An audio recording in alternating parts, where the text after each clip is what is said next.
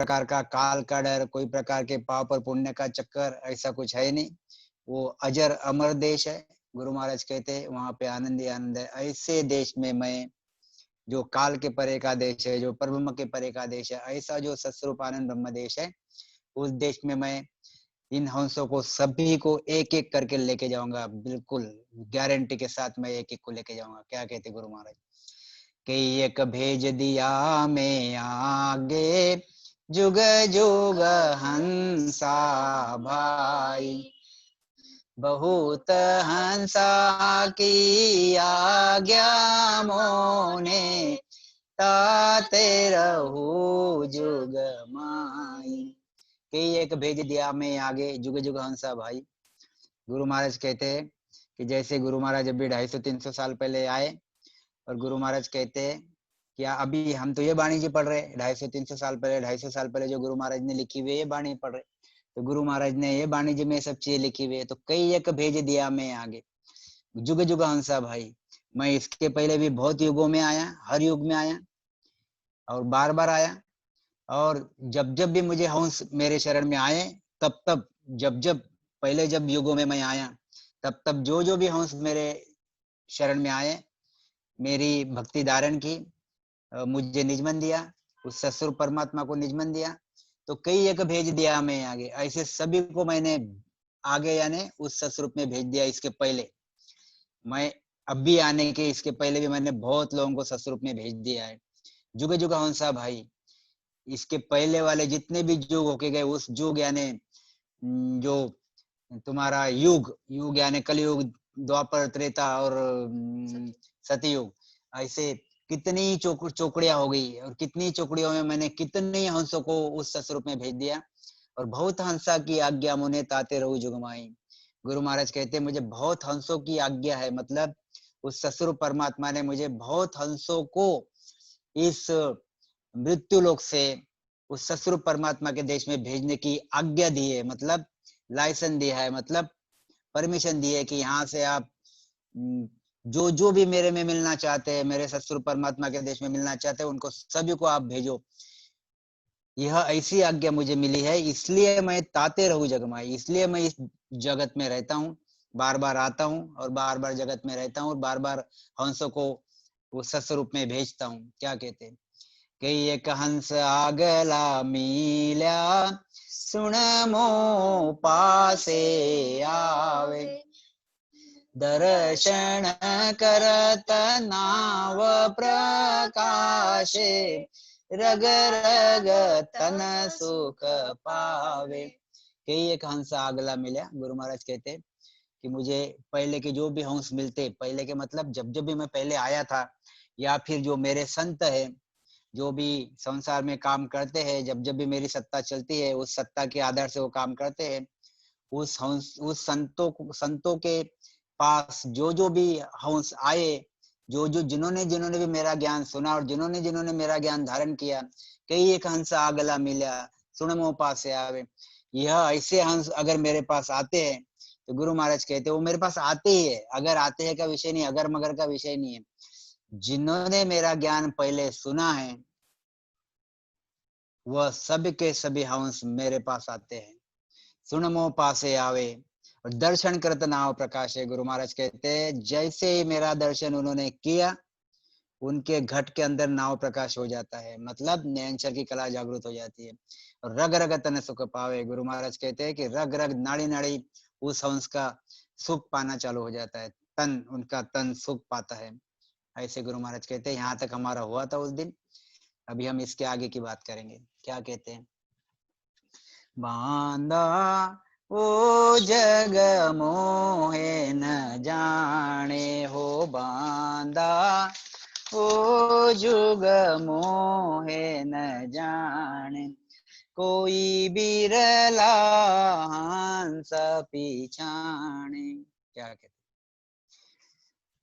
नवा हंस प्रमोदु जग में, जिनको बहु दिन लागे, नवा हंस प्रमोदु जुग में, जिनको बहु दिन लागे, उनका भरम सकल सब भाग्या, उनका भरम सकल सब भाग्या, नाव घट में जागे। गुरु महाराज कहते हैं नवा हंस प्रमोदु जग में, जिनको बहुत दिन लागे। नए जो हंस रहते हैं उनको प्रमोदो मतलब उपदेश देता हूँ, जिनको बहुत दिन लागे।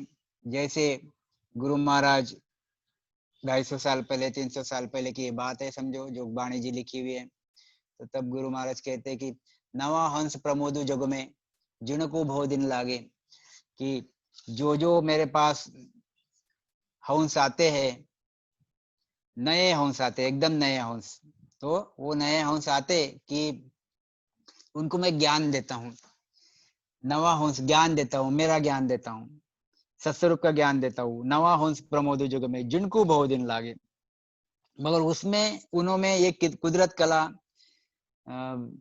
प्राप्त होने के लिए, कुदरत कला की प्राप्ति होने के लिए बहुत दिन लगते हैं। उनका भ्रम सकल सब भाग्या, नाव घट में जागे। अभी यहाँ पे देखो कैसी बात है कि यह गुरु महाराज का इतना भारी पराक्रम होने के बावजूद भी, नवा हंस प्रमोद युग में इतना बड़ा पराक्रम होने के बावजूद भी गुरु महाराज कहते हैं कि जो नए लोग हैं उनको जब मैं ज्ञान देता हूं तो उनको मेरा ज्ञान धारण करने के लिए, यानी मुझे निजमन देने के लिए बहुत दिन लगते हैं। हमारे यहाँ पे संत मतलब ज्ञान सुनने के लिए आते हैं लोग और कहते हैं कि 2 महीने से स्मरण भजन कर रहा हूँ, 1 महीने से स्मरण भजन कर रहा हूँ, मगर शब्द की प्राप्ति नहीं हो रही। इसका यहाँ पे गुरु महाराज ने बात बताई है कि क्यों नहीं होती। तो यहाँ पे गुरु महाराज ये कहना चाहते हैं कि उनका भ्रम सकल सब भाग्य, नाव घट में जागे।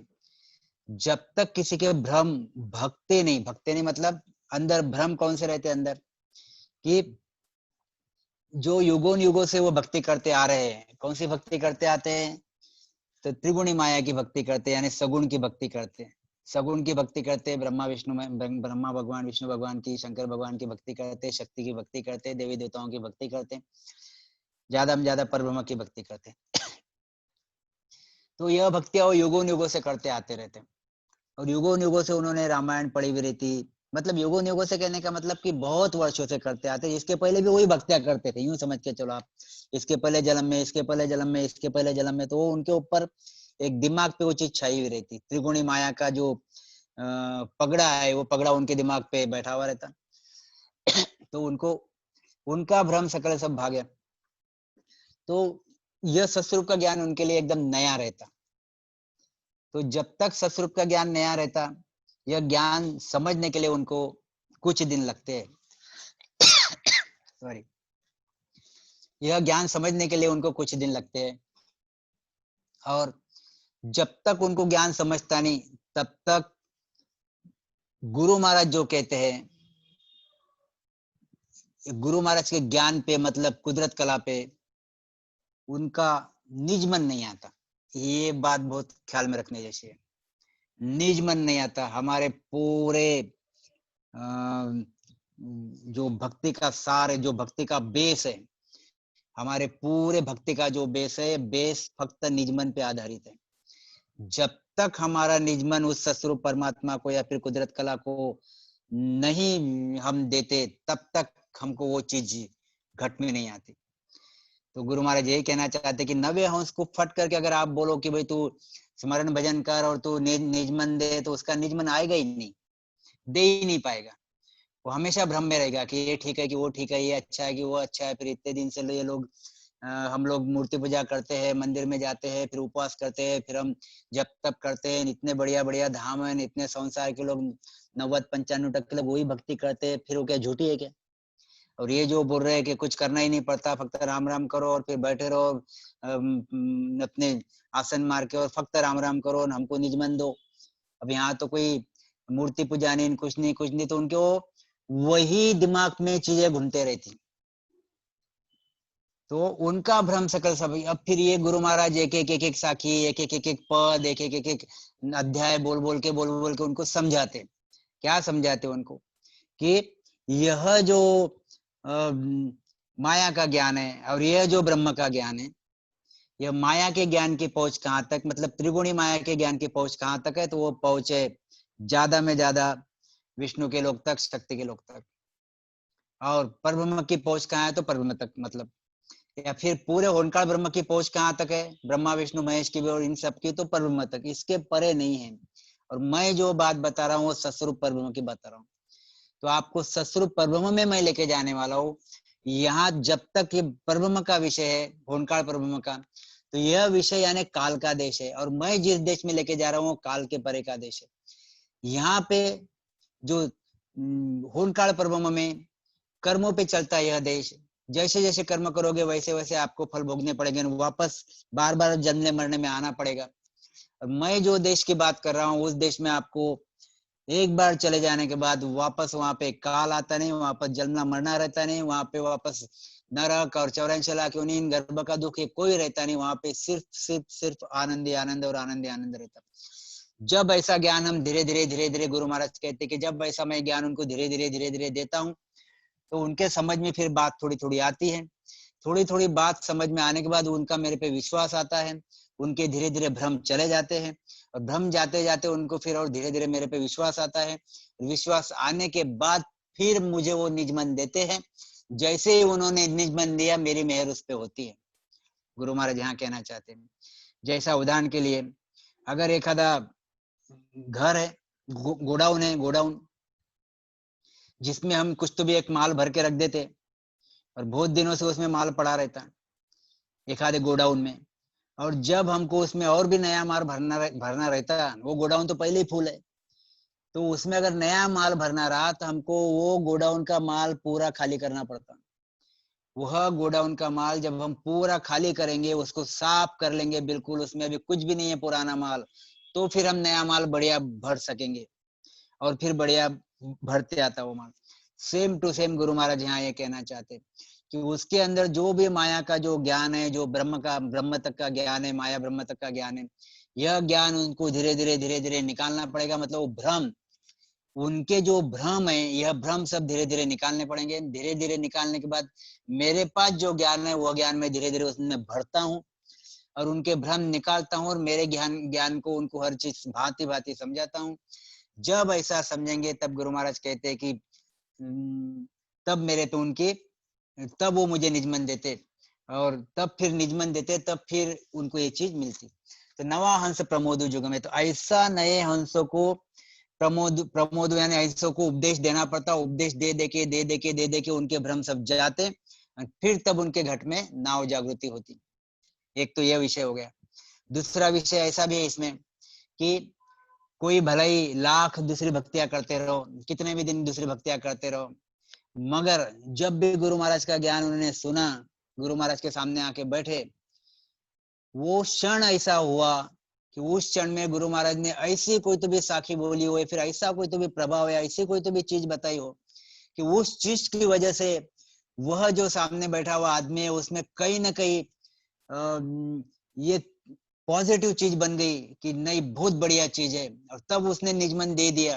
गुरु महाराज कहते हैं उसमें तुरंत जागृत हो जाता है शब्द।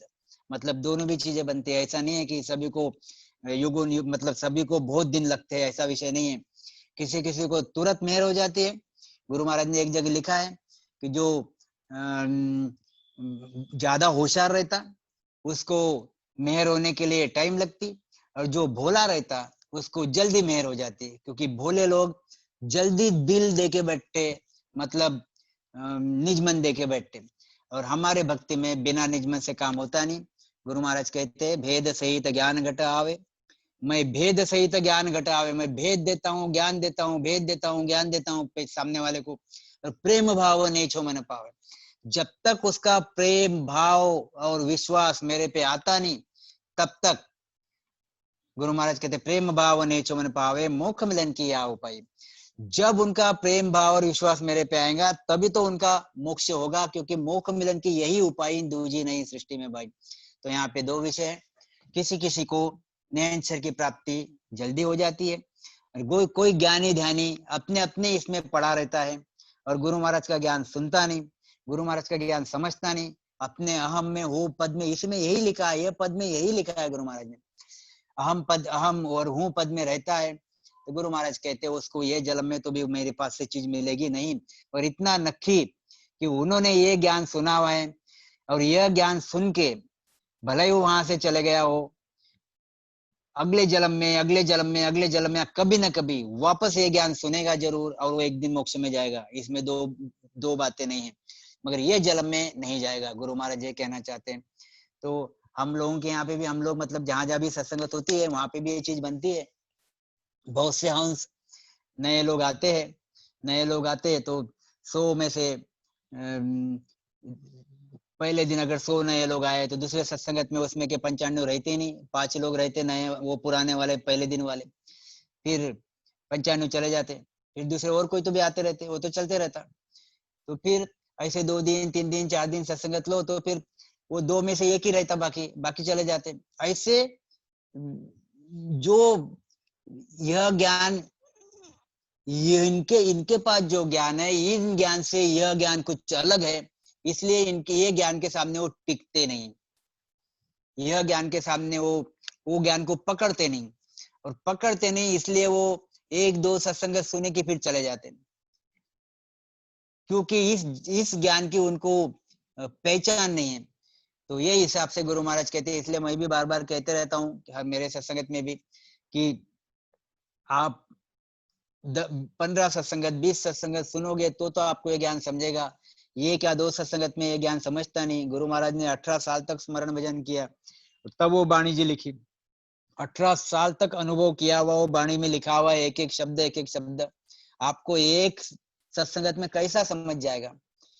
तो और आप पहली बार सुन रहे हो तो आपको ये समझेगा नहीं। तो आपको 15-20 लेक्चर सुनने के बाद, 15-20 सत्संग सुनने के बाद आपको थोड़ा बहुत ज्ञान समझेगा, तो आपको इंटरेस्ट बनेगा। तो इसलिए मैं हर आदमी को कहते रहता हूँ, सत्संगत नए लोगों को, कि आप 15 से 20 सत्संगत मतलब 2 घंटे दररोज सत्संगत के गुणिला 24 यानी 48 घंटे आप मेरे लिए मतलब 2 दिन संसार के आप मेरे लिए यानी गुरु महाराज के लिए निकालो।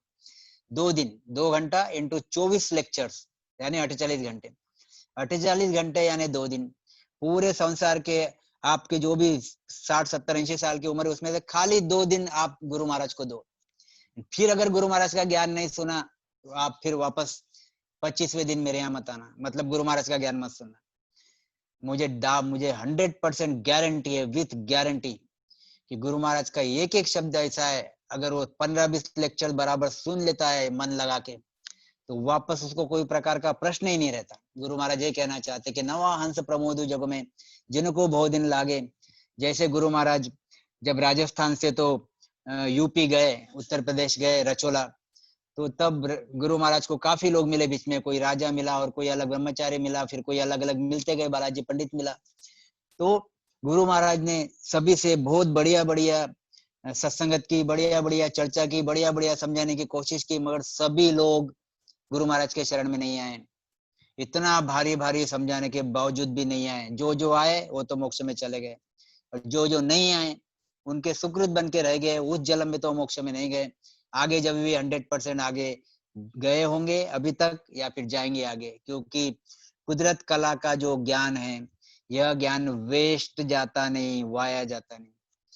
यह ज्ञान का फल मिलता ही मिलता, और यह ज्ञान का एक ही फल है। गुरु महाराज कहते कि वो कौन सा फल है? अमर फल। दूसरा फल ही नहीं है मेरे ज्ञान का। तो अमर फल फक्त मिलेगा कब? जितना जल्दी आप निजमन दोगे उतना जल्दी मिलेगा। जितना टाइम आप लगाओगे निजमन देने के लिए, उतना टाइम आपको यह सत्स्वरूप का ज्ञान की नयन अक्षर की प्राप्ति करने के लिए लगेगा, और अमर लोक में जाने के लिए लगेगा।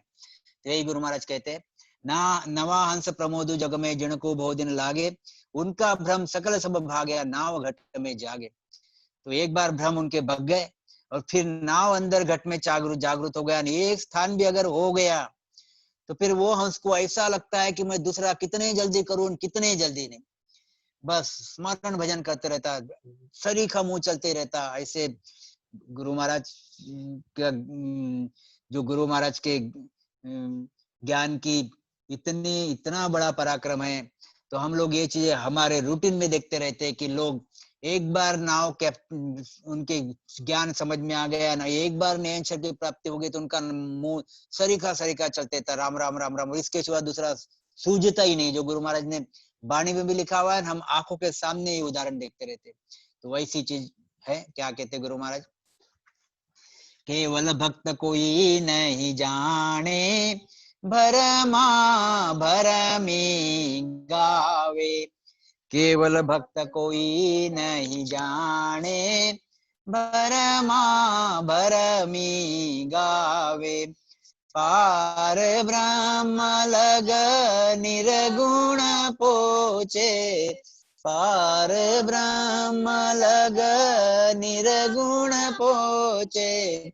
फिर पाचावे हो बांधा, ओ जुग मोहे न जाने। केवल भक्त कोई नहीं जाने, भरमा भरमी गावे। गुरु महाराज कहते मेरी कैवल्य की भक्ति कोई जानता नहीं, और भरमा भरमी गावे।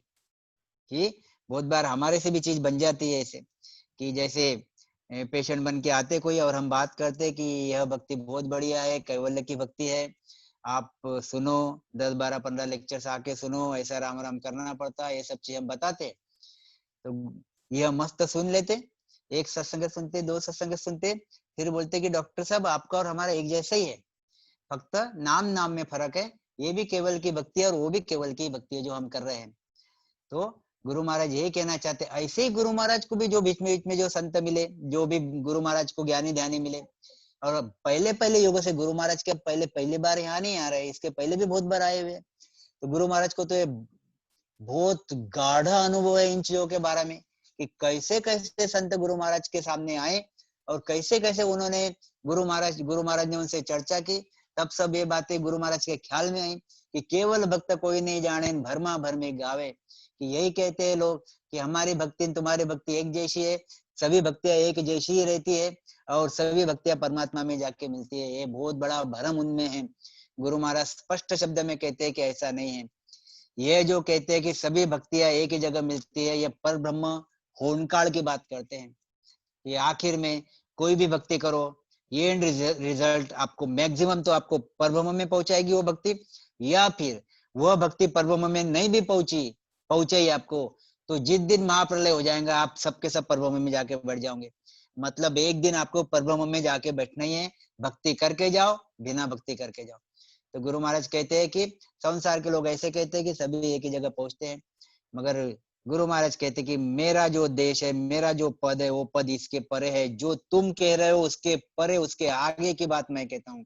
केवल भक्त कोई नहीं जाने, भरमा भरमी गावे, पार ब्रह्म लग निर्गुण पहुंचे, फिर पाछा आवे। देखो गुरु महाराज यहाँ कहते हैं ये सगुण की भक्ति, माता की भक्ति उस दिन हमने लिया, ब्रह्मा विष्णु महेश की भक्ति, 33 कोटि देवी देवताओं की भक्ति। इनकी भक्ति करने के बाद भी कोई हंस सोम का जाप जपता है वगैरह वगैरह, ये सब करते करते भी आदमी परब्रह्म तक पहुंच सकता है। और परब्रह्म की ब्रह्म ज्ञान की भी भक्ति करो तो भी परब्रह्म तक पहुंच सकता है। गुरु महाराज कहते हैं कि परब्रह्म तक आदमी पहुंचता है, और उसी को काफी लोग केवल कहते हैं। परब्रह्म तक पहुंचना यानी केवल में पहुंचना, ऐसा काफी जो बाकी की भक्तियां करने वाले लोग हैं, वह भक्तियां करने वाले लोग कहते हैं कि हम भी केवल में पहुंचते हैं। और गुरु महाराज का जो केवल है, यह केवल सत्स्वरूप केवल है, आनंद पद केवल, यह सत्स्वरूप केवल है। इसको केवल कहते हैं गुरु महाराज, इसको केवल कह रहे हैं, सत्स्वरूप आनंद ब्रह्म को केवल कह रहे हैं।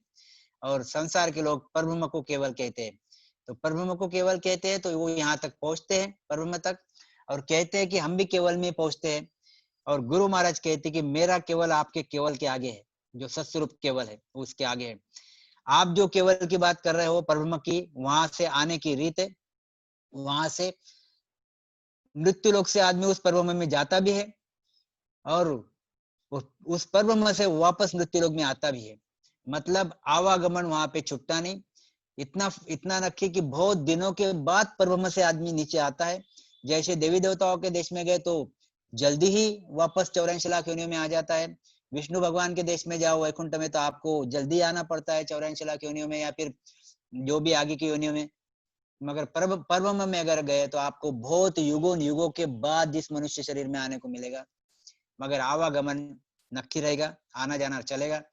क्योंकि पहली बार जब हमारे पास सिर्फ इच्छा थी, वासना थी, और हमारे पास कोई प्रकार का कर्म नहीं था, तो भी हम तब तो हम परब्रह्म में बैठे थे, तो भी हम उस देश को छोड़ के इस मृत्यु लोक में आए। जब पहली बार कोई भी कर्म नहीं था तो भी हम मृत्यु लोक में आए, तो अभी तो हमारे पास कर्म है, कर्म लेके हम वहां पे जा रहे हैं, तो 100% वापस वहां से हम आएंगे, क्योंकि वहां से आने की रीत नहीं है, वहां से आने का नियम है। उस परब्रह्म से आपको नीचे आना ही पड़ता है, ऐसा रूल है। फक्त कितने दिन के बाद आओगे आप? युगों युगों के बाद आओगे, जल्दी नहीं आओगे, मगर आओगे जरूर। और एक बार सत्स्वरूप परब्रह्म में चले गए तो वहां से आने की रीति नहीं है, वहां से आने का कोई प्रकार का नियम नहीं है। आपके आत्मा को वहां से आने का कोई कंपल्सन नहीं है। हाँ, परमात्मा, सत्स्वरूप परमात्मा अगर वहां से आपको भेजेगा कार्य करने के लिए तो आपका आना होगा, और यहाँ पे आप कार्य करके वापस उसी देश में चले जाओगे, सत्स्वरूप परमात्मा के देश में चले जाओगे। मगर अगर वहां से भेजा नहीं गया आपको, तो आपको वहां सत्स्वरूप परमात्मा में वहां से आने का कोई विषय नहीं है। अमर पद है, आप भी अमर हो, पद भी अमर है, तो आप वहां से आने का, मरने का, जन्मने का विषय है नहीं। तो यह बहुत फर्क है। तो गुरु महाराज इसलिए कहना चाहते हैं कि केवल भक्त कोई नहीं जाने, भरमा भरमी गावे। यह कैवल्य की भक्ति, ये जो ब्रह्मा विष्णु महेश की भक्तियां करने वाले ज्ञानी ध्यानी, सगुण की भक्तियां करने वाले ज्ञानी ध्यानी, या फिर निर्गुण की भक्ति करने वाले ब्रह्म ज्ञानी जो है, जहाँ पे मैं घुमा रहा हूँ ये चीज, ये भेद की भक्ति करने वाले, पिता की भक्ति करने वाले जो ब्रह्म ज्ञानी जो है, गुरु महाराज कहते हैं, यह कहते हैं कि मैं भी कैवल्य में पहुंचूंगा, हम भी केवल की भक्ति कर रहे हैं, मगर ये भ्रम है। यहाँ ये जो जहाँ पहुंच रहे हैं वह कैवल्य है नहीं, वो सिर्फ भ्रम है। रियल कैवल्य, सही कैवल्य, सत्स्वरूप कैवल्य है। यहाँ पे इन लोग आते नहीं, इसलिए गुरु महाराज कहते हैं भरमा भरमी गाते। केवल भक्त कोई नहीं जाने, भरमा भरमी गावे, और पार ब्रह्म लग निर्गुण पहुंचे। गुरु महाराज कहते हैं यह निर्गुण की भक्ति, ये निर्गुण की भक्ति कहाँ तक पहुंचती? परब्रह्म तक पहुंचती। पार ब्रह्म लग निर्गुण पहुंचे, फिर पाछा आवे। मतलब गुरु महाराज ने वो क्लियर कर दिया कि परब्रह्म में जाने के बाद वापस आने की रीत है मृत्यु लोक में, वापस मृत्यु लोक में कर्मों के हिसाब से आने की रीत है। तो पार ब्रह्म देश वो आपको आवागमन नहीं मिटाता। तो पार ब्रह्म लगे निर्गुण पहुंचे, फिर पाछा आवे। कहते गुरु महाराज देखो आप कि सुरगुण सुरगुण निर्गुण कर कर भक्ति, सुरगुण निर्गुण कर कर भगति, सबरुष पच पच मुआ, आवागमन मिटी नहीं कोई, आवागमन मिटी नहीं कोई, पद सूर गया जुआ। देखो क्या कहते, सुरगुण निर्गुण कर कर भगति, सबरुष पच पच मुआ। सुरगुण निर्गुण कर कर भक्ति, सुरगुण सगुण की भक्ति। ये ऋषि मुनि सभी सगुण की भक्ति करे, सगुण यानी त्रिगुणी माया, ब्रह्मा विष्णु महेश और शक्ति, इनकी भक्ति करते हैं। तो कौन कौन करते हैं इनकी भक्ति? और निर्गुण की भक्ति, तो निर्गुण की भक्ति, निर्गुण यानी पिता, निर्गुण की भक्ति यानी परब्रह्म की भक्ति। गुरु महाराज कहते हैं ये देखो ब्रह्म ज्ञानी बैठे हुए तीनों की तीनों परब्रह्म की भक्ति करते हैं। अब ये सगुण की भक्ति करने वाले यानी माता की भक्ति करने वाले, निर्गुण की भक्ति करने वाले, पिता की भक्ति करने वाले, यानी हद और बेहद। गुरु महाराज कहते हैं तो यह हद और बेहद की जो भक्ति करते यानी पिता की और माता की, यानी सगुण और निर्गुण की भक्ति करते, गुरु महाराज कहते सब ऋषि पच पच मुआ, ये सबके सब पच पच के मर गए। मतलब मेहनत कर करके, कौन सी मेहनत? जिन्होंने ब्रह्मा भगवान की भक्ति किया, उन्होंने खूब ब्रह्मा भगवान में दम लगा दिया, खूब भक्ति किया ईमानदारी से। जिन्होंने शंकर भगवान की भक्ति किया, खूब शंकर भगवान की भक्ति ईमानदारी से किया। उन्होंने कोई ने विष्णु भगवान की किया, कोई ने देवी देवताओं की किया, कोई ने शक्ति की किया, कोई ब्रह्म ज्ञानी ने परब्रह्म की भक्ति किया, बहुत ईमानदारी से मन लगा के भक्ति कर दिया। और कर करके एक दिन शरीर छोड़ दिया। गुरु महाराज क्या कहते हैं, सब ऋषि पच पच मुआ, आवागमन मिटी नहीं कोई, और इनका जन्मना मरना मिटा नहीं। क्यों जन्मना मरना मिटा नहीं? पद सो रह गया जो, क्यों पद से अलग रह गए। ये जो सत्स्वरूप परमात्मा का जो पद है, जो पद में जन्मना मरना नहीं है, उस पद से बाजू में रह गए। उस पद का बीज ही इन्होंने तिन्होंने डाला नहीं, इन्होंने डाला नहीं। सगुण के भक्ति वालों ने डालो ने, निर्गुण के भक्ति वालों ने, वह सस्वरूप परमात्मा का जो बीज है नयनचर निज नाम, वह इन्होंने डाला ही नहीं खुद में। उस बीज की, उस भेद की भक्ति की नहीं, उस सस्वरूप परमात्मा की भेद से भक्ति की नहीं। इन्होंने परब्रह्म की भक्ति की और इन्होंने माया की भक्ति की। तो आखिर में इनको फल क्या मिला? विष्णु भगवान की भक्ति की तो वैकुंठ में चले गए, शंकर भगवान की भक्ति की शंकर के देश में चले गए, ब्रह्मा जी की भक्ति की ब्रह्मा जी के देश में चले गए, शक्ति की भक्ति की शक्ति के देश में चले गए, देवी देवताओं की भक्ति की देवी देवताओं के देश में चले गए, और परब्रह्म की भक्ति की तो परब्रह्म में चले गए, मगर सस्वरूप परमात्मा का आनंद ब्रह्म जो है उसमें नहीं गए। इसलिए गुरु महाराज कहते हैं उनका आवागमन मिटा नहीं। अब देखो कितनी बढ़िया चीज यहाँ पे कह दी गुरु महाराज ने। और इस सुगुण निर्गुण वाले भक्ति करने वाले है कौन? तो गुरु महाराज ने नाम बताया उनके।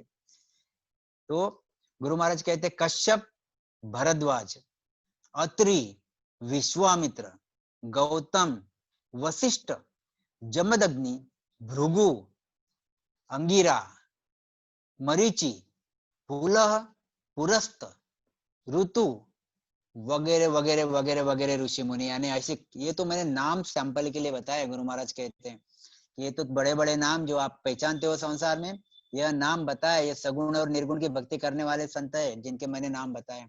गुरु महाराज कहते हैं एक भी उस सस्वरूप परमात्मा में नहीं पहुंचा। यानी इस पर से हम अंदाजा लगा सकते हैं कि हमारी भक्ति कितनी बढ़िया और कितनी भारी है, और हम कितने भाग्यशाली हैं कि इतने बड़े बड़े लोग जैसे वशिष्ठ, विश्वामित्र, गौतम, भारद्वाज, अत्रि, कश्यप, भृगु, अंगिरा, ये उस सस्वरूप परमात्मा में नहीं पहुंचे, और हम उस ट्रेन में बैठे हो जो ट्रेन हमको सस्वरूप परमात्मा के देश में पहुंचाएंगी। तो हम कितने भाग्यशाली है। तो ये हमारा पूरब का यानी पहले जन्म का यह सस्वरूप परमात्मा का बीज हमारे में था, या फिर सस्वरूप परमात्मा की ज्ञान हमारे में था कि जो कि हम इस जन्म में उस सस्वरूप परमात्मा के नजदीक, सस्वरूप परमात्मा के ट्रेन में हम बैठे हुए हैं उस वहां पे जाने के लिए। गुरु महाराज कहते हैं जिनके मैंने यहाँ नाम बताए, सगुण और भक्ति करने वाले, निर्गुण की भक्ति करने वाले, ये तो पद से दूर रह गए हैं। ये ब्रह्मा विष्णु महेश के देश में गए, ज्यादा में ज्यादा परब्रह्म में गए, मगर सस्वरूप परमात्मा के देश में नहीं गए।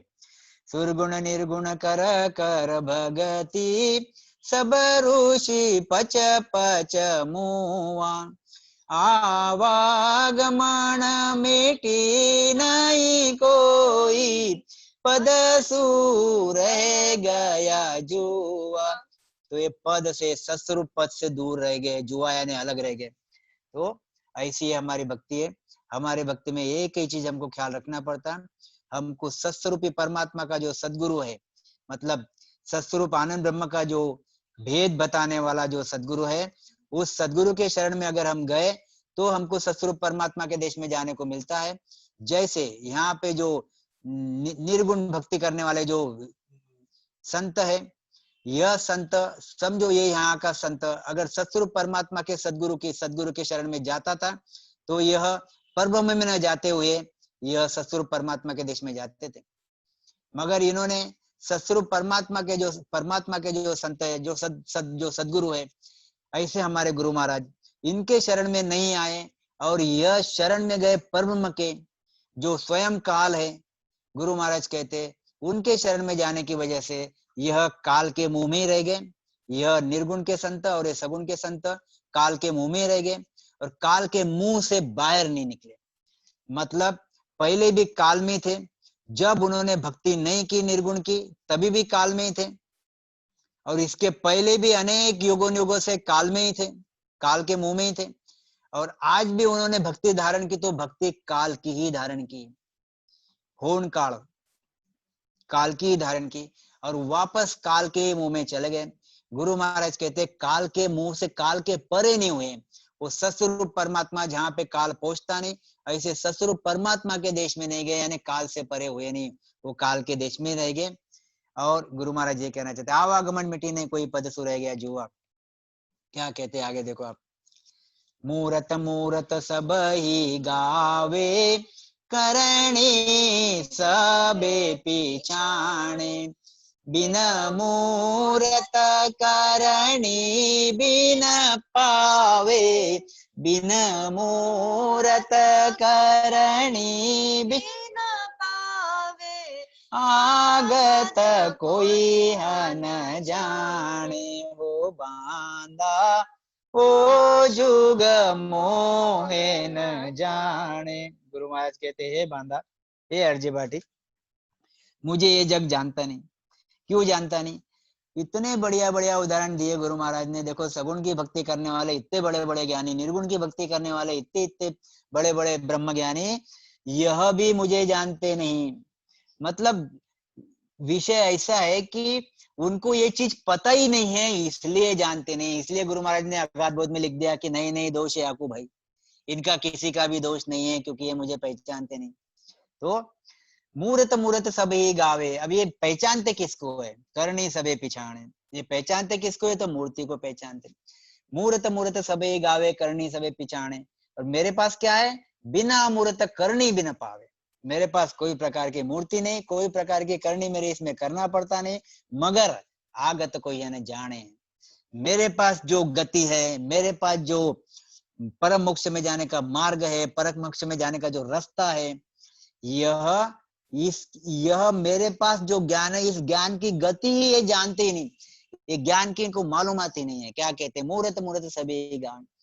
बहुत बार हमारे यहाँ पे भी प्रश्न उठता है, और सभी के यहाँ जो जो भी समझो यह ज्ञान को ज्ञान के साथ रहते हैं, या फिर ज्ञान लोगों को समझाते हैं, यह सभी लोगों को ये चीज ख्याल में आती है कि भाई संसार के लोग इनको पूछते हैं कि आप जो बता रहे हो कि राम जी महाराज, आप जो बता रहे हो सतस्वरूप परमात्मा, आप जो बताते हो कि अंदर ध्यान दो, अंदर ध्यान दो, तो आप देखते किसको? कौन सी मूर्ति आप आपके दिमाग में रखते हो? क्योंकि बिना मूर्ति के तो हमारा जो सूरत बोलो या फिर हमारा जो मन बोलो लगेगा ही नहीं। हमको कुछ ना कुछ तो सामने चीज दिखनी चाहिए, तो हमारा भाव बनेगा, हमारा वहां पे मन लगेगा और हमारा कंसंट्रेशन होगा, तो हम भक्ति कर पाएंगे। आप तो बिल्कुल हवा में ही बात करते हो कि बोलते हमारे यहाँ तो मूर्ति की जरूरत ही नहीं, तो फिर आप ख्याल कहाँ पे रखते हो? आप आपकी सूरत कहाँ पे रखते हो? तो गुरु महाराज कहते हैं मूर्त मूर्त सबे गावे, क्योंकि इन यह जो भक्तियां करते हैं सगुण की भक्ति, तो सगुण की भक्ति में लिखा है गुरु महाराज ने कि सगुण की भक्ति यानी मूर्ति पूजा, मूर्ति पूजा यानी सगुण की भक्ति। और ब्रह्म ज्ञानी भी जो है उसमें भी मूर्ति का कहीं ना कहीं उल्लेख आता ही है।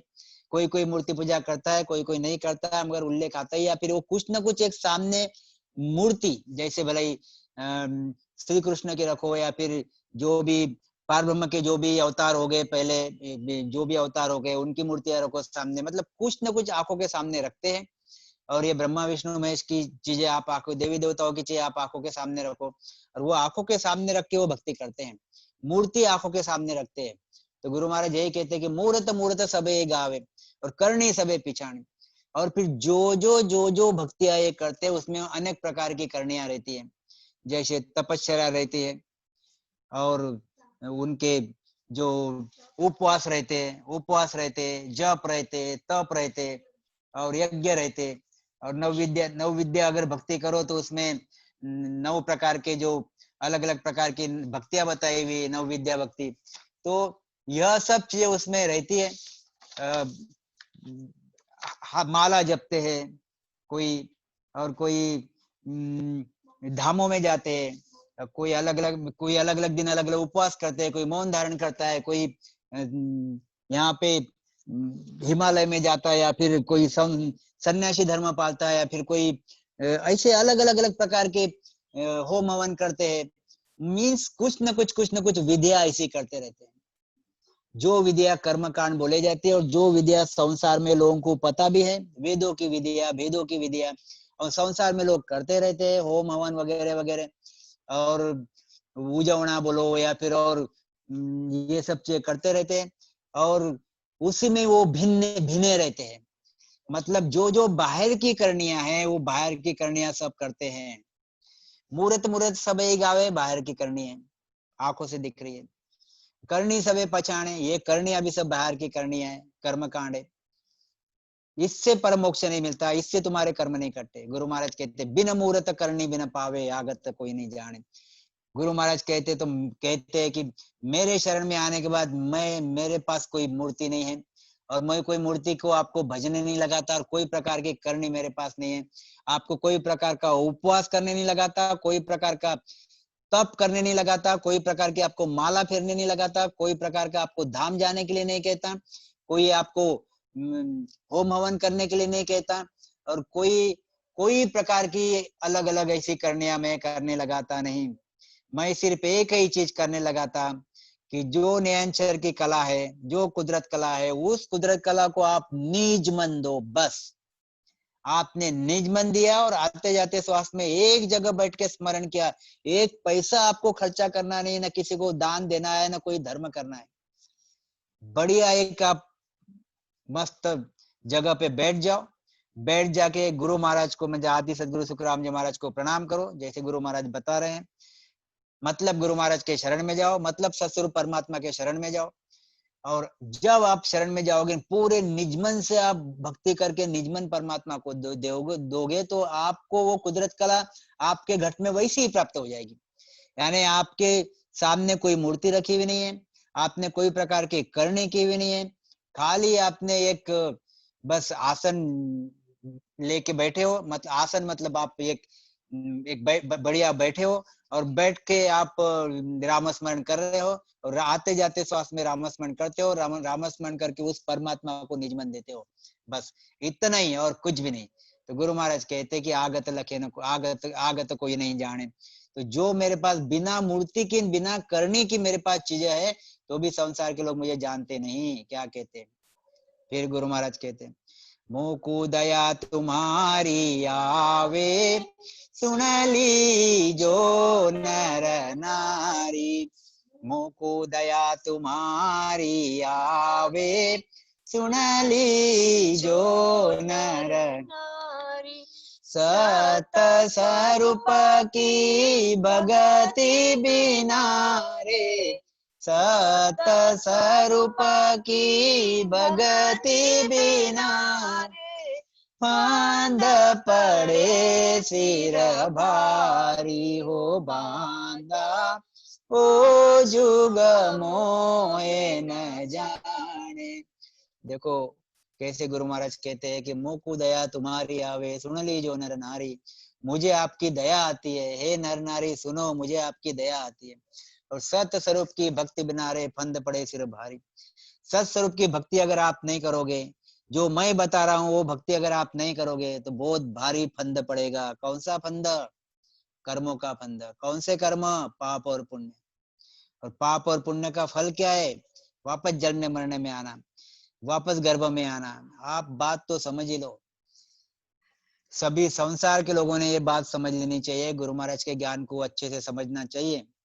पुण्य कर्म अगर करो तो भी हमको गर्भ में आना पड़ता, और पाप करो तो भी गर्भ में आना पड़ता। गर्भ में आना यानी 9 महीने उल्टा लटकना पड़ता, और 9 महीने उल्टा लटक के हमको 9 महीने वो मल मूत्र हमारे नाक में जाता, मुंह में जाता, और अब ये सब चीज हमको भोगना पड़ता।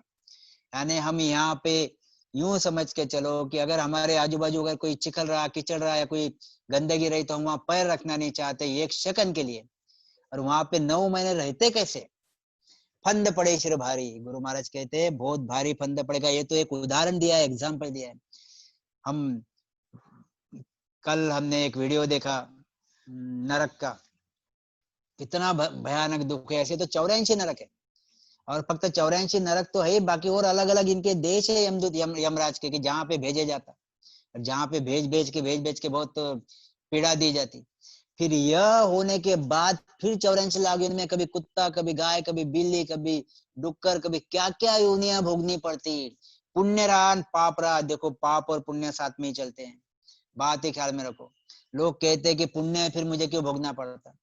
तो हम लोगों को बहुत बार पूछते रहते हैं कि देखो भाई, आप तुम अभी इतने बढ़िया घर में आए हो, मस्त आपके यहाँ सब सुख सुविधा है, गाड़े है, घोड़े है, तो आपका ये जो सुख सुविधा है, यह सुख सुविधा आपने कब कमाई? यह कमाई कब, कौन से कर्मों की है? तो सभी बोलते हैं कि पूरब के कर्मों की कमाई है। जब मेरे पहले के अच्छे कर्म थे, इसलिए मैं अच्छे माँ बाप के घर में आया हूँ, और मैंने भी मेहनत किया उस कर्मों के हिसाब से, और मुझे भी अच्छी चीज मिली। मतलब जब मैंने अच्छे पुण्य कर्म किया, मैं इस अच्छे घर में आया। इसका मतलब ये है कि अच्छे पुण्य पुण्य किए, मतलब यह पुण्य कर्म भोगने के लिए आपको गर्भ में आना पड़ा, मतलब नरक में आना पड़ा। ये दिमाग में रख लो चीज, कि जब तक ऐसे नहीं है कुछ पाप कर्म किए तो भी आदमी नरक में आता है। क्योंकि यह जो नरक है गर्भ, यह गर्भ भी बहुत खतरनाक नरक है। गुरु महाराज ने लिखा है, ग्रंथों में लिखा है कि उसका कारण देते हैं कि ये जो सही जो नरक है, जहाँ 84 कुंड और वगैरह वगैरह जो नरक बताए जाते, वो तो नरक है ही। उस नरक में आपको ऐच्छनिक काया भोगने के लिए दी जाती है। वहां पे काया ही वैसी बनाई जाती है। मगर जो गर्भ है, जो माँ का पेट, माँ का जो गर्भ है, उसमें जो काया रहती है, वो काया बहुत नाजुक रहती, वह यह पीड़ा सहन नहीं कर पाती, इसलिए उसको नरक बोला हुआ है। तो गुरु महाराज कहते हैं कि नरक छुट्टा नहीं, भले या पुण्य कर्म करो या फिर पाप कर्म करो। हाँ, इतना जरूर कि अगर आपने पुण्य कर्म किए, वैकुंठ में चले गए, तो वैकुंठ में आपको कुछ दिन सुख रहेगा, वहां पे थोड़ा दुख भी रहेगा। मगर वहां का सुख खत्म होने के बाद, मैं बार बार ये चीज कहते रहता हूँ कि वहां का सुख खत्म होने के बाद वापस हमको 84 लाख योनि में और नरक में आना पड़ेगा। 84 लाख योनि में आने के लिए हमको गर्भ से आना पड़ेगा। इसका मतलब ही गुरु महाराज कहते, मोकु दया तुम्हारी आवे, सुन ली जो नर नारी, सत स्वरूप की भगत बिना रे, फंद पड़े सिर भारी। अगर सतस्वरूप की भक्ति नहीं करोगे, और सतस्वरूप की भक्ति करोगे तो क्या होगा? सतस्वरूप की भक्ति की तो आपका जो आत्मा है, जो कर्मी है, जिसको जीव ब्रह्म कहा जाता है, यह जीव ब्रह्म अगर सतस्वरूप की भक्ति करोगे तो उसका जीवपना निकल जाएगा, मतलब वो कर्म रहित हो जाएगा। कर्म रहित हो जाएगा मतलब उसके पास पाप कर्म भी नहीं रहेंगे, पुण्य कर्म भी नहीं रहेंगे। और ये पाप कर्म पुण्य कर्म क्यों नहीं रहेंगे? क्योंकि उसके पास सतस्वरूप परमात्मा की जो कुदरत कला है, यह कुदरत कला हमारे शरीर में एक श्वास में 70 करोड़ रामस्मरण लगा देती, उसकी धुन लगा देती, और वो 70 करोड़ रामस्मरण से हमारे जो संचित कर्म है वो खत्म हो जाते। गुरु महाराज कहते ऐसे यह कुदरत कला हमारे संचित कर्म, क्रियमान कर्म और प्रारब्ध कर्म खत्म कर डालते, यानी हमको शुद्ध ब्रह्म कर्म रहित बनाते हैं। यह कुदरत कला ही ऐसी चीज है, जो परमात्मा सतस्वरूप की कला ही ऐसी चीज है, जो सदगुरु सुखराम जी महाराज से मिलती है। ऐसी जो कला है, यह कला के अगर शरण में जाओगे, कला की प्राप्ति अगर करोगे, तो ही हमारे कर्म कटेंगे। अदरवाइज आप अगर निर्गुण की भक्ति कर लो या सगुण की भक्ति कर लो, हमारे कर्म बढ़ेंगे ही, कम होंगे नहीं। और वापस हमको 84 लाख योनि में और नरक में और ब्रह्मा विष्णु महेश के देश में वगैरह इन सब देश में घूमना पड़ेगा। तो गुरु महाराज कहते जब आप ऐसा फेरा मारोगे, तब फंद पड़े सिर भारी। गुरु महाराज कहते आपको बहुत दुख पड़ेगा। सत्य स्वरूप की भक्ति बिना रे, फंद पड़े सिर भारी, मोह को दया तुम्हारी आवे, इसलिए मुझे आपकी दया आती है। बहुत बार हम लोग कहते हैं, अभी उदाहरण तो ऐसे दिए ही जाते हैं, कैसा रहता है कि जैसे शुगर खाते लोग, डायबिटीज रहते, तो 300 300 400 400 शुगर रहती, और पेशेंट फिर से गुलाब जामुन और रसगुल्ले खाते ही रहता। तो हम उसको बहुत, हमको उसकी दया आती देख के कि देखो उसकी 400 शुगर है और फिर भी वो गुलाब जामुन खा रहा, और वो तो मजे से खाता, वो तो और दो मांगता और दो खाता। और हमको अंदर से क्रोध भी आता उस पर और उससे दया भी आती कि देखो अभी 10 साल बाद 20 साल बाद मेरे पास आंखें चेक करने आएगा और 100% इसकी आंखों की नजर धीरे धीरे कम हो जाएंगी। मतलब ये हमको दिखता रहता आगे कि इसका आगे फजीता कैसा होने वाला है। और हम उसको बोलते भी कि अरे भाई ये बंद कर, डायबिटीज कंट्रोल कर, मगर वो मानता नहीं। क्योंकि वो काय में रहता, वो अहम में रहता, हूँ पद में रहता, क्या होता देखे जाएंगे, आगे देख लेंगे। और जो सामने वाला ज्ञानी बोलता, उस ज्ञान को, उस ज्ञानी को समझता नहीं, तब वो उसको झिड़कार देता, उसको उसके तरफ उसको उदाहरण नहीं करता, और खुद के अहम में यह चीज करते रहता। और फिर कुछ दिन के बाद जब वो चीज उसको पता चलती कि मैंने, डॉक्टर साहब आपने बोला था कि शुगर मत खाना, और मैं खाया, अभी देखो उसके रिजल्ट मिले। तो गुरु महाराज यही कहना चाहते हैं कि मोह को दया तुम्हारी, जैसे हमको उन लोगों पे दया आती, वैसे गुरु महाराज तो, गुरु महाराज कौन है? गुरु महाराज कहते हैं बहुत बड़ी चीज है, आप ख्याल मिलाओ गुरु महाराज कौन है। आदि सदगुरु सुखराम जी महाराज है कौन? आदि सदगुरु सुखराम जी महाराज परब्रह्म से आए पहली बार, जैसे हम भी पहली बार आए। मेरे बराबर शब्दों पे ख्याल रखना। आदि सदगुरु सुखराम जी महाराज है कौन? पहली बार परब्रह्म से आए। जब पहली बार आए तब परब्रह्म से आए। कौन? मतलब परब्रह्म, होन काल परब्रह्म, परब्रह्म से आए। और हम भी सभी परब्रह्म से आए। और ब्रह्मा विष्णु महेश भी परब्रह्म से ही आए, शक्ति भी परब्रह्म से आई, देवी देवता परब्रह्म से आए, सभी परब्रह्म से ही आए हुए हैं। अभी जैसे वो परब्रह्म से आए, हम भी परब्रह्म से आए, तो हम दोनों भी भाई भाई हो गए। मतलब गुरु महाराज और संसार के जितने भी जीव है, ब्रह्मा विष्णु महेश भी, 33 कोटि देवी देवताओं भी, यह सब भाई भाई है। मतलब ब्रह्मा विष्णु महेश में जो हंस है वो भी परब्रह्म से ही आया, और हमारे में जो हंस है वो भी परब्रह्म से ही आया, और गुरु महाराज में हंस है वो भी परब्रह्म से ही आया।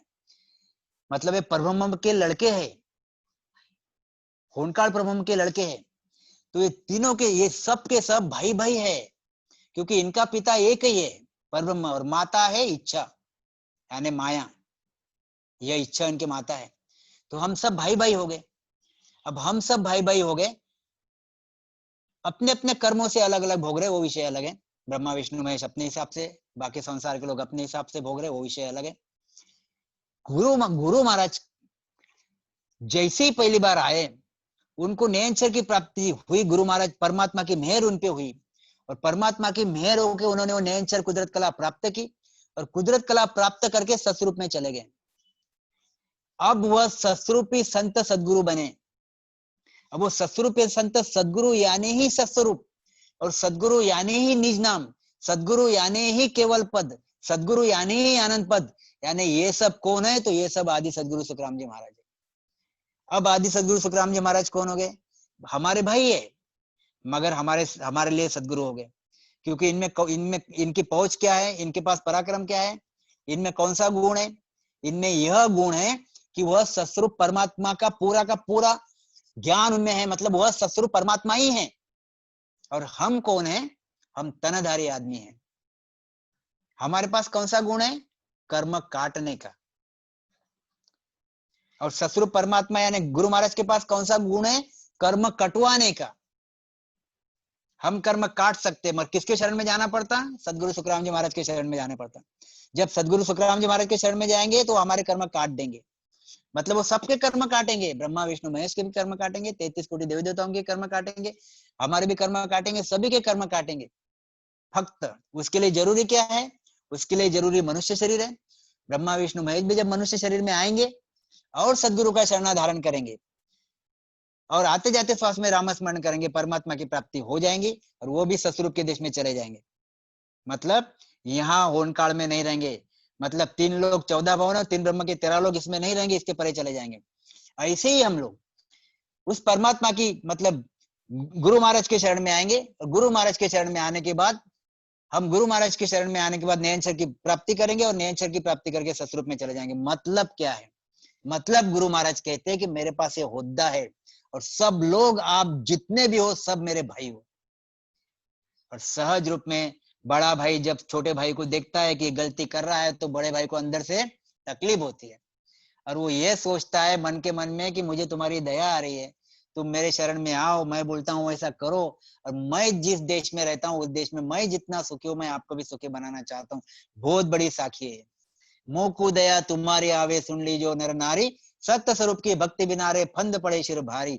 और सत्स्वरूप की भक्ति मेरे पास है, आप मेरे पास आओ, मैं सब फंद आपके काट डालूंगा, गुरु महाराज कहते। तो ऐसे आपको अभी समझ गया होगा कि गुरु महाराज कौन है। आदि सदगुरु सुखराम जी महाराज है ना, हमारे भाई है, सभी के भाई है। मगर उनके पास जैसे ब्रह्मा जी के पास, ब्रह्मा जी भी हमारे भाई है, क्योंकि आए कहां से? विष्णु जी भी हमारे भाई है, आए कहां से? आए सभी के सभी होनकाल ब्रह्म से।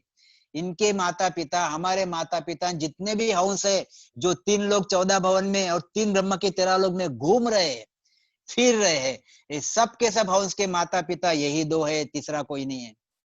इसलिए ये सभी के सभी एक में के भाई ही लगते हैं। इसलिए ब्रह्मा विष्णु भी है, विष्णु महेश भी हमारे भाई है। तो विष्णु भगवान आप आज अपने कर्मों के हिसाब से वैकुंठ में राजा करके बैठे हुए, ब्रह्मा भगवान ब्रह्मा का काम करते हैं, शंकर भगवान शंकर का काम करते हैं, और हम हमारे जो मृत्यु लोक में आके हम हमारा काम करते हैं। और परमात्मा को वो अपने वो आदि सदगुरु सुखराम जी महाराज को वह पद, जैसे विष्णु भगवान को पालन पोषण की पदवी मिली है, शंकर भगवान को संहार करने की पदवी मिली है, और ब्रह्मा भगवान को पैदाइश करने की पदवी मिली है, ऐसे ऐसे ये सत्स्वरूप ये सदगुरु गुरु महाराज आदि सदगुरु सुखराम जी महाराज को यह जीवों को तार के इस होनकाल परब्रह्म के परे जो सत्स्वरूप का देश है वहां पे ले जाने की परमिशन मिली है। मगर हमको कम से कम उनके पास जाके उनके शरण में तो जाना ही पड़ेगा। अगर उनके शरण में नहीं गए तो हमको चीज मिलेगी नहीं। इसलिए गुरु महाराज कहते, मोकु दया तुम्हारी आवे, तुम मेरे शरण में आते नहीं हो, इसलिए मुझे तुम्हारी दया आती है। मोकु दया तुम्हारी आवे आवे, सुन लीजो नर नारी, और सत स्वरूप की भक्ति बिना रे फंद पड़े शिर भारी। बहुत खतरनाक खतरनाक फंद हमने एकाएक रे तू चले जाशी में देखा, और बहुत खतरनाक खतरनाक दुख हमको आगे भोगने पड़ेंगे। क्या कहते गुरु महाराज आगे देखो, करणी बिना गिगन दूछाड़ी, एक पोहर पल माई। करणी बिना गिगन दूछाड़ी, एक पोहर पल माई।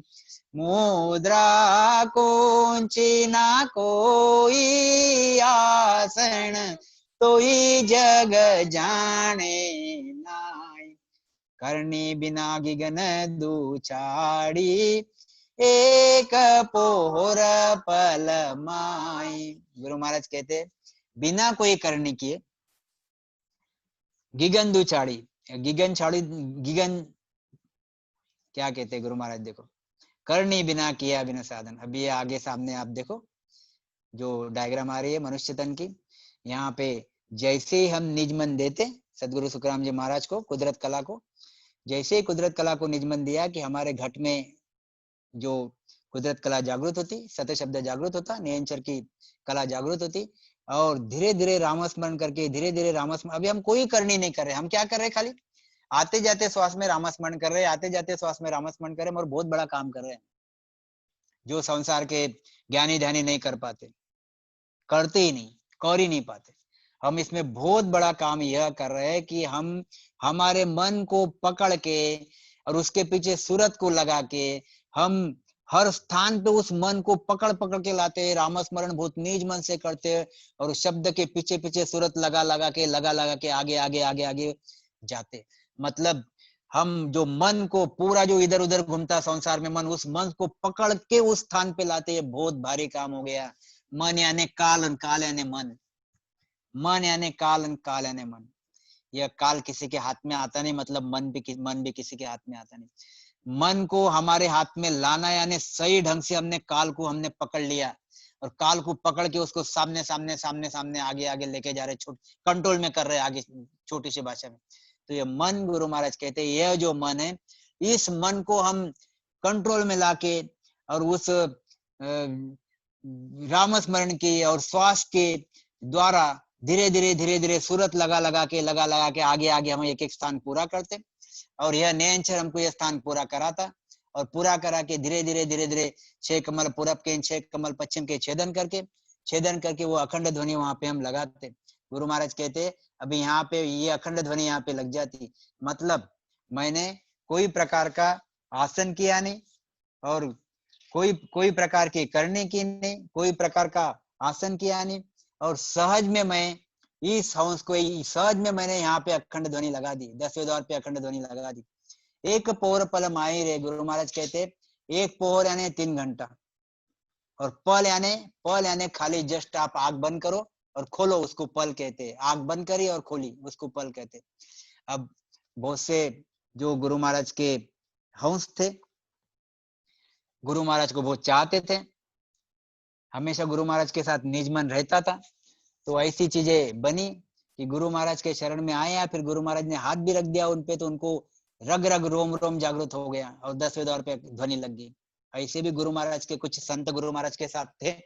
गुरु महाराज कहते हैं, और इसके पहले भी युगों युगों से जब वो आ रहे हैं तो ऐसी चीजें बनती आ रही है कि कोई संत फट करके निजमन दे देता, और निजमन दे के वो एक पल में एक पल में उनको वो जागृति हो जाती। अब एक पल में अगर जागृति हो जाती तो उन्होंने कोई ऐसा स्थान देखा भी नहीं कि ये कंठ कमल क्या है, हृदय क्या है, नाभि क्या है वगैरह, बंकनाल से कैसा शब्द जाता है वगैरह। रूट तो यही है कि नाभि से, कंठ स्थान से, नाभि से, और यह बंकनाल के होते हुए त्रिगुटी से होके हुए अखंड ध्वनि लगना, यह रास्ता तो यही है। मगर गुरु महाराज की मेहर से, बहुत बढ़िया मेहर से, यह जो हंस है यह एक पल में ये सब रास्ता पार करके अखंड ध्वनि लगा देता। इसके लिए बहुत भारी निजमन चाहिए और गुरु महाराज सर के संत चाहिए जो भवतारी संत है। इनके शरण में जब आते हो, बहुत ही भारी निजमन अगर देते हो तो एक पल में ये चीज बनती है, एक पल में सभी में चीज बनती नहीं। फिर गुरु महाराज ने दूसरा बोला कि ठीक है, इतना बढ़िया निजमन नहीं दे पाया, इतना ब्यूटीफुल बढ़िया, तो आप 3 घंटे धारोधार राम राम कर लो। 3 घंटे भी अगर राम राम, एक पहर यानी 3 घंटा, 3 घंटा भी अगर राम राम करो आपको, तो भी आपको ये चीज बनती है। मगर फिर भी निजमन की जरूरत है ही, बिना निजमन के ये चीज बनती नहीं। यानी आप एक पहर में भी पहुंच सकते हो, आप 3 घंटे में भी पहुंच सकते हो, और आप चाहो आप कुछ दिनों के बाद में पहुंच सकते हैं, और कुछ आपको युग भी लग सकते हैं। इसका मतलब आप जितने जल्दी मुझे निजमन दोगे उतनी जल्दी चीज पहुंचती बनती। तो गुरु महाराज इसमें ये बताना चाहते हैं कि करनी बिना गिगन दुचाड़ी, मैं बिना करने के गिगन पे चढ़ा दे रहा हूँ इस हंस को, और ये ध्वनि लगा दे रहा हूँ। करनी बिना गिगन दुचाड़ी, एक पोहर पल हमारी, एक पोहर में। बाकी के जो ब्रह्म ज्ञानी रहते वह कितने साल अपना श्वास ऊपर चढ़ाते, कितने साल लग जाते उनको, और जैसे ही वहां से मन हट गया कि वो श्वास वापस नीचे आ जाता और उनकी समाधि टूट जाती। गुरु महाराज कहते मेरा ऐसा नहीं, मैं एक पल में वो समाधि आपको लगा देता हूँ। मुद्रा कुंची ना कोई आसन, मैंने अभी एक पल में उसने क्या मुद्रा, यह एक पल में अगर ये ध्वनि लग गई है तो उसने कौन सी मुद्रा धारण की होंगी, और एक पल में आदमी कौन सी मुद्रा धारण कर सकता है। और ना कोई आसन, कौन से आसन में बैठा होगा वो कि ऐसा बैठेगा आसन, एक पल तो वैसे ही खत्म हो जाता, आसन में बैठे बैठे पल खत्म हो जाता। तो गुरु महाराज कहते हैं मेरा ऐसा भारी पराक्रम है, मेरा पराक्रम ऐसा है कि आपको समझने के पहले वो चीज आप में आ जाएगी, अखंड ध्वनि लग जाएगी, तो ही जग जाने नहीं। इतना भारी पराक्रम होने के बावजूद भी मुझे संसार के लोग जानते नहीं। बांधा वो जुग मोहे न जाने, कोई बिरला हंस पिछाने। ओ बांधा वो जुग मोहे न जाने, मुद्रा कुंची ना कोई आसन, तो ही जग जाने नहीं। गुरु महाराज कहते पच पच मरे जोगेश्वर सारा, तो ही गढ़ चढ़ो न जावे। पच पच मरे जोगेश्वर सारा, तो ही गढ़ चढ़ो न जावे। मोह संग अनंत सेज में चढ़ गया, मोह संग अनंत सेज में चढ़ गया, तो ही तबार न आवे। हो बांधा ओ जग मोए न पच पच मरे जोगेश्वर सारा। जोगेश्वर, गुरु महाराज ने 9 जोगेश्वर के नाम लिखे हैं।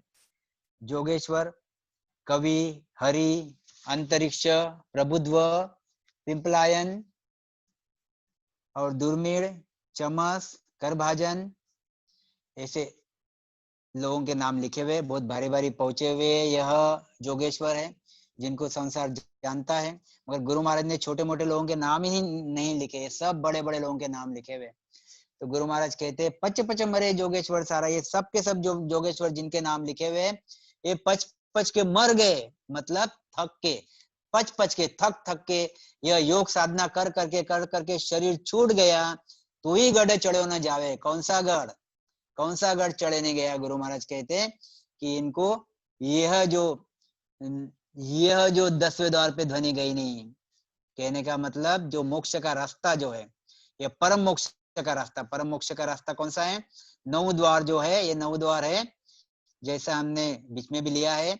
यह 9 द्वार ये 7 द्वार जाते स्वर्ग के लिए, मतलब ब्रह्मा भगवान, विष्णु भगवान, शंकर भगवान और स्वर्ग के रास्ते 7 द्वार, और ये जो 2 द्वार जो है यह नरक के इधर जाते, और ये 10वां द्वार जो है, ये 10वां द्वार जब फूटता है और यहाँ से जब हंस निकलता है, आखिरी में शरीर छूटता है तब, तो यह द्वार परम मोक्ष में लेके जाता है।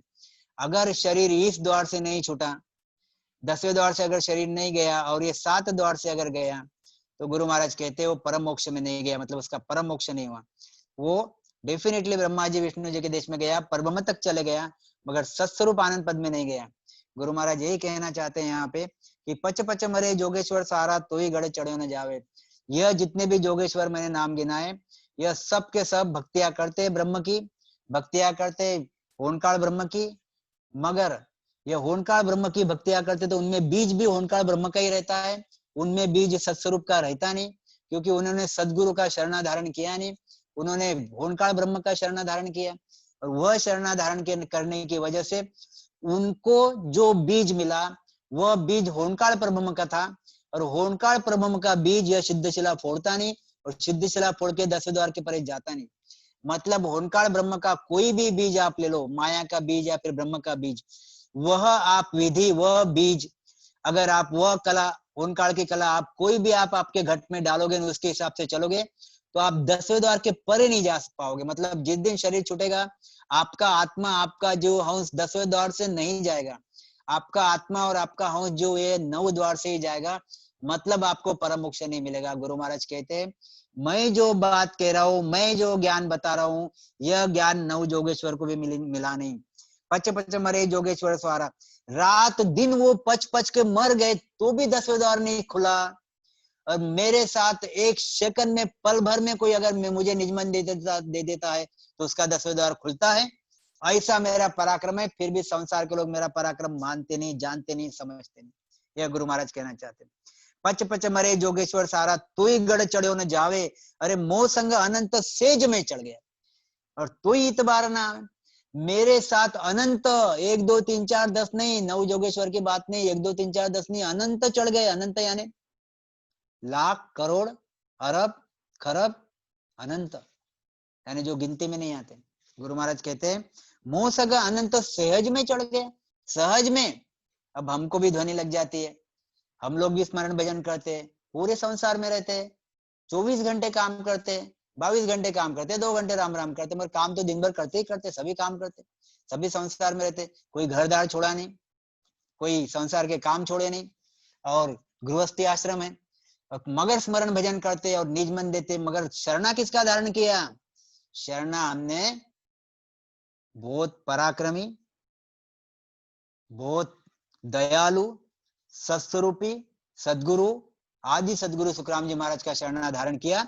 इसलिए हमको यह हमारी गति यह हो रही है कि हम 6 कमल पूरब के, 6 कमल पश्चिम के सहज में छेदन करके, सहज में छेदन करके पूरे संसार में रह के हमारे 24 घंटे अखंड ध्वनि लगे रहते हैं, आनंद हम उसका लेते हैं। गुरु महाराज कहते हैं पच पच मरे जोगेश्वर, और जितने जोगेश्वर है पच पच के मर जाते तो भी यह जो कला जो है, यह जो नयन सर के निज नाम की कला जो है, यह जो ध्वनि है, उनको नहीं होती। तो ही गड़े चढ़े न जावे, मोह संग अनंत सेज में चढ़ गया तो ही इतबार ना आवे। तो ही संसार, गुरु महाराज कहते कि मैं इनको इतना ज्ञान बता रहा हूँ, इनको बता रहा हूँ कि मेरे साथ इतने लोग चढ़ गए, मेरे साथ ऐसा ऐसा, मेरा इतना बड़ा पराक्रम है, मगर संसार के लोगों को, ज्ञानी दैनियों को मेरे बातों पे विश्वास आता नहीं, इतबार आता नहीं। क्या कहते हैं आगे देखो,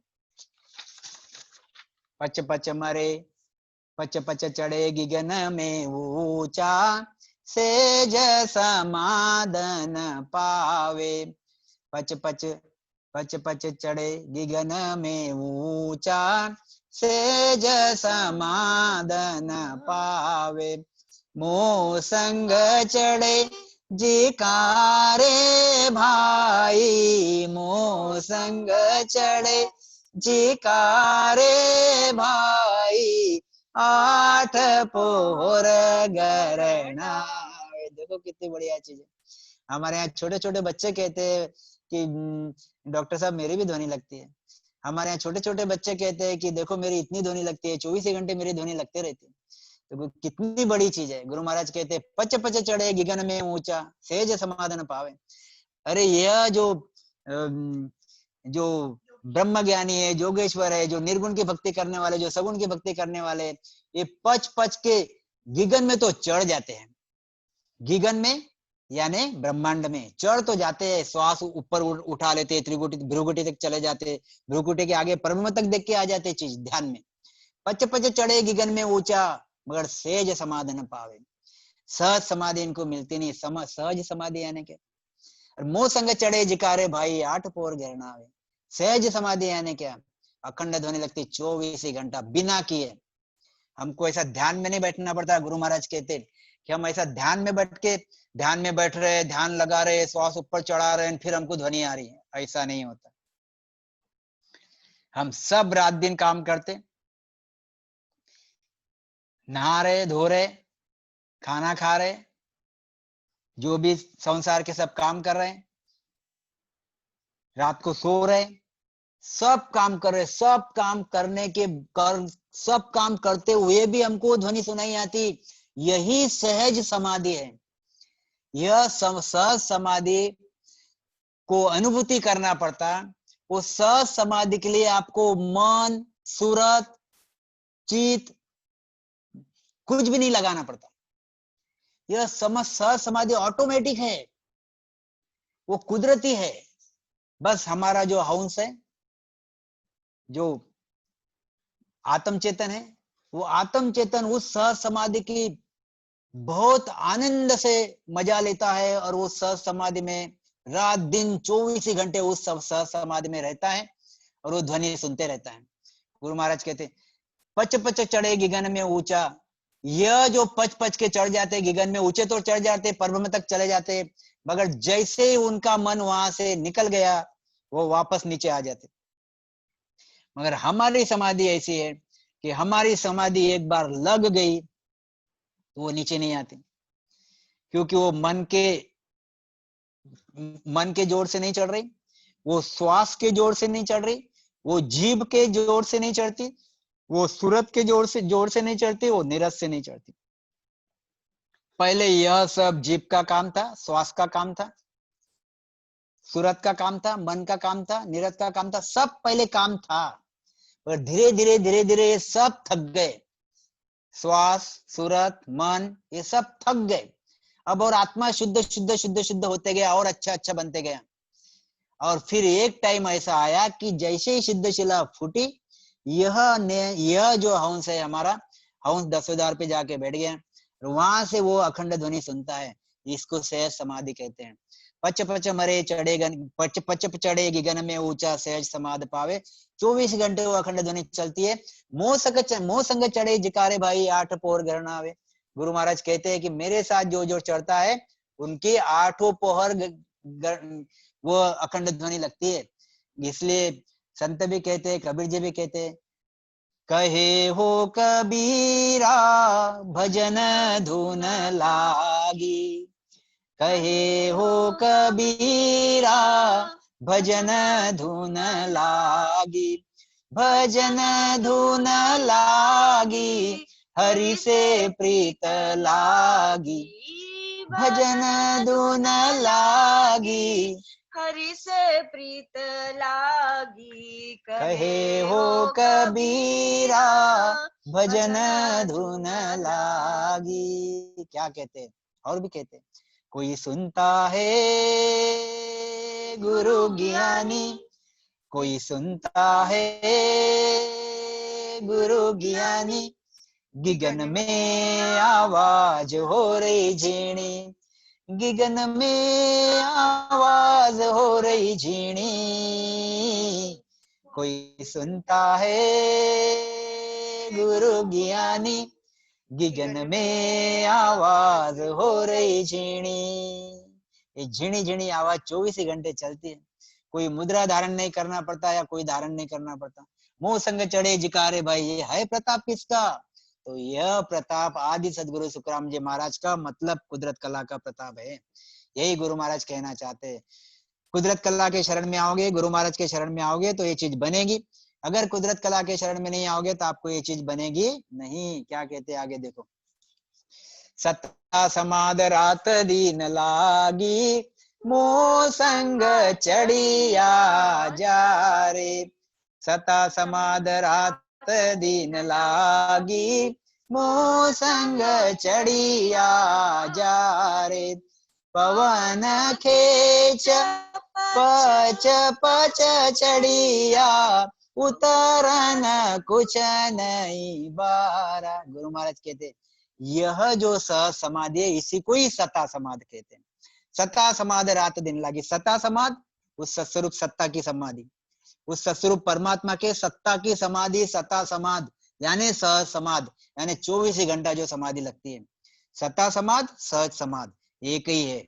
उस सत्स्वरूप परमात्मा की समाधि यानी सत्ता समाधि, उस सत्स्वरूप परमात्मा की समाधि यानी सहज समाधि, सहज समाधि यानी सत्ता समाधि।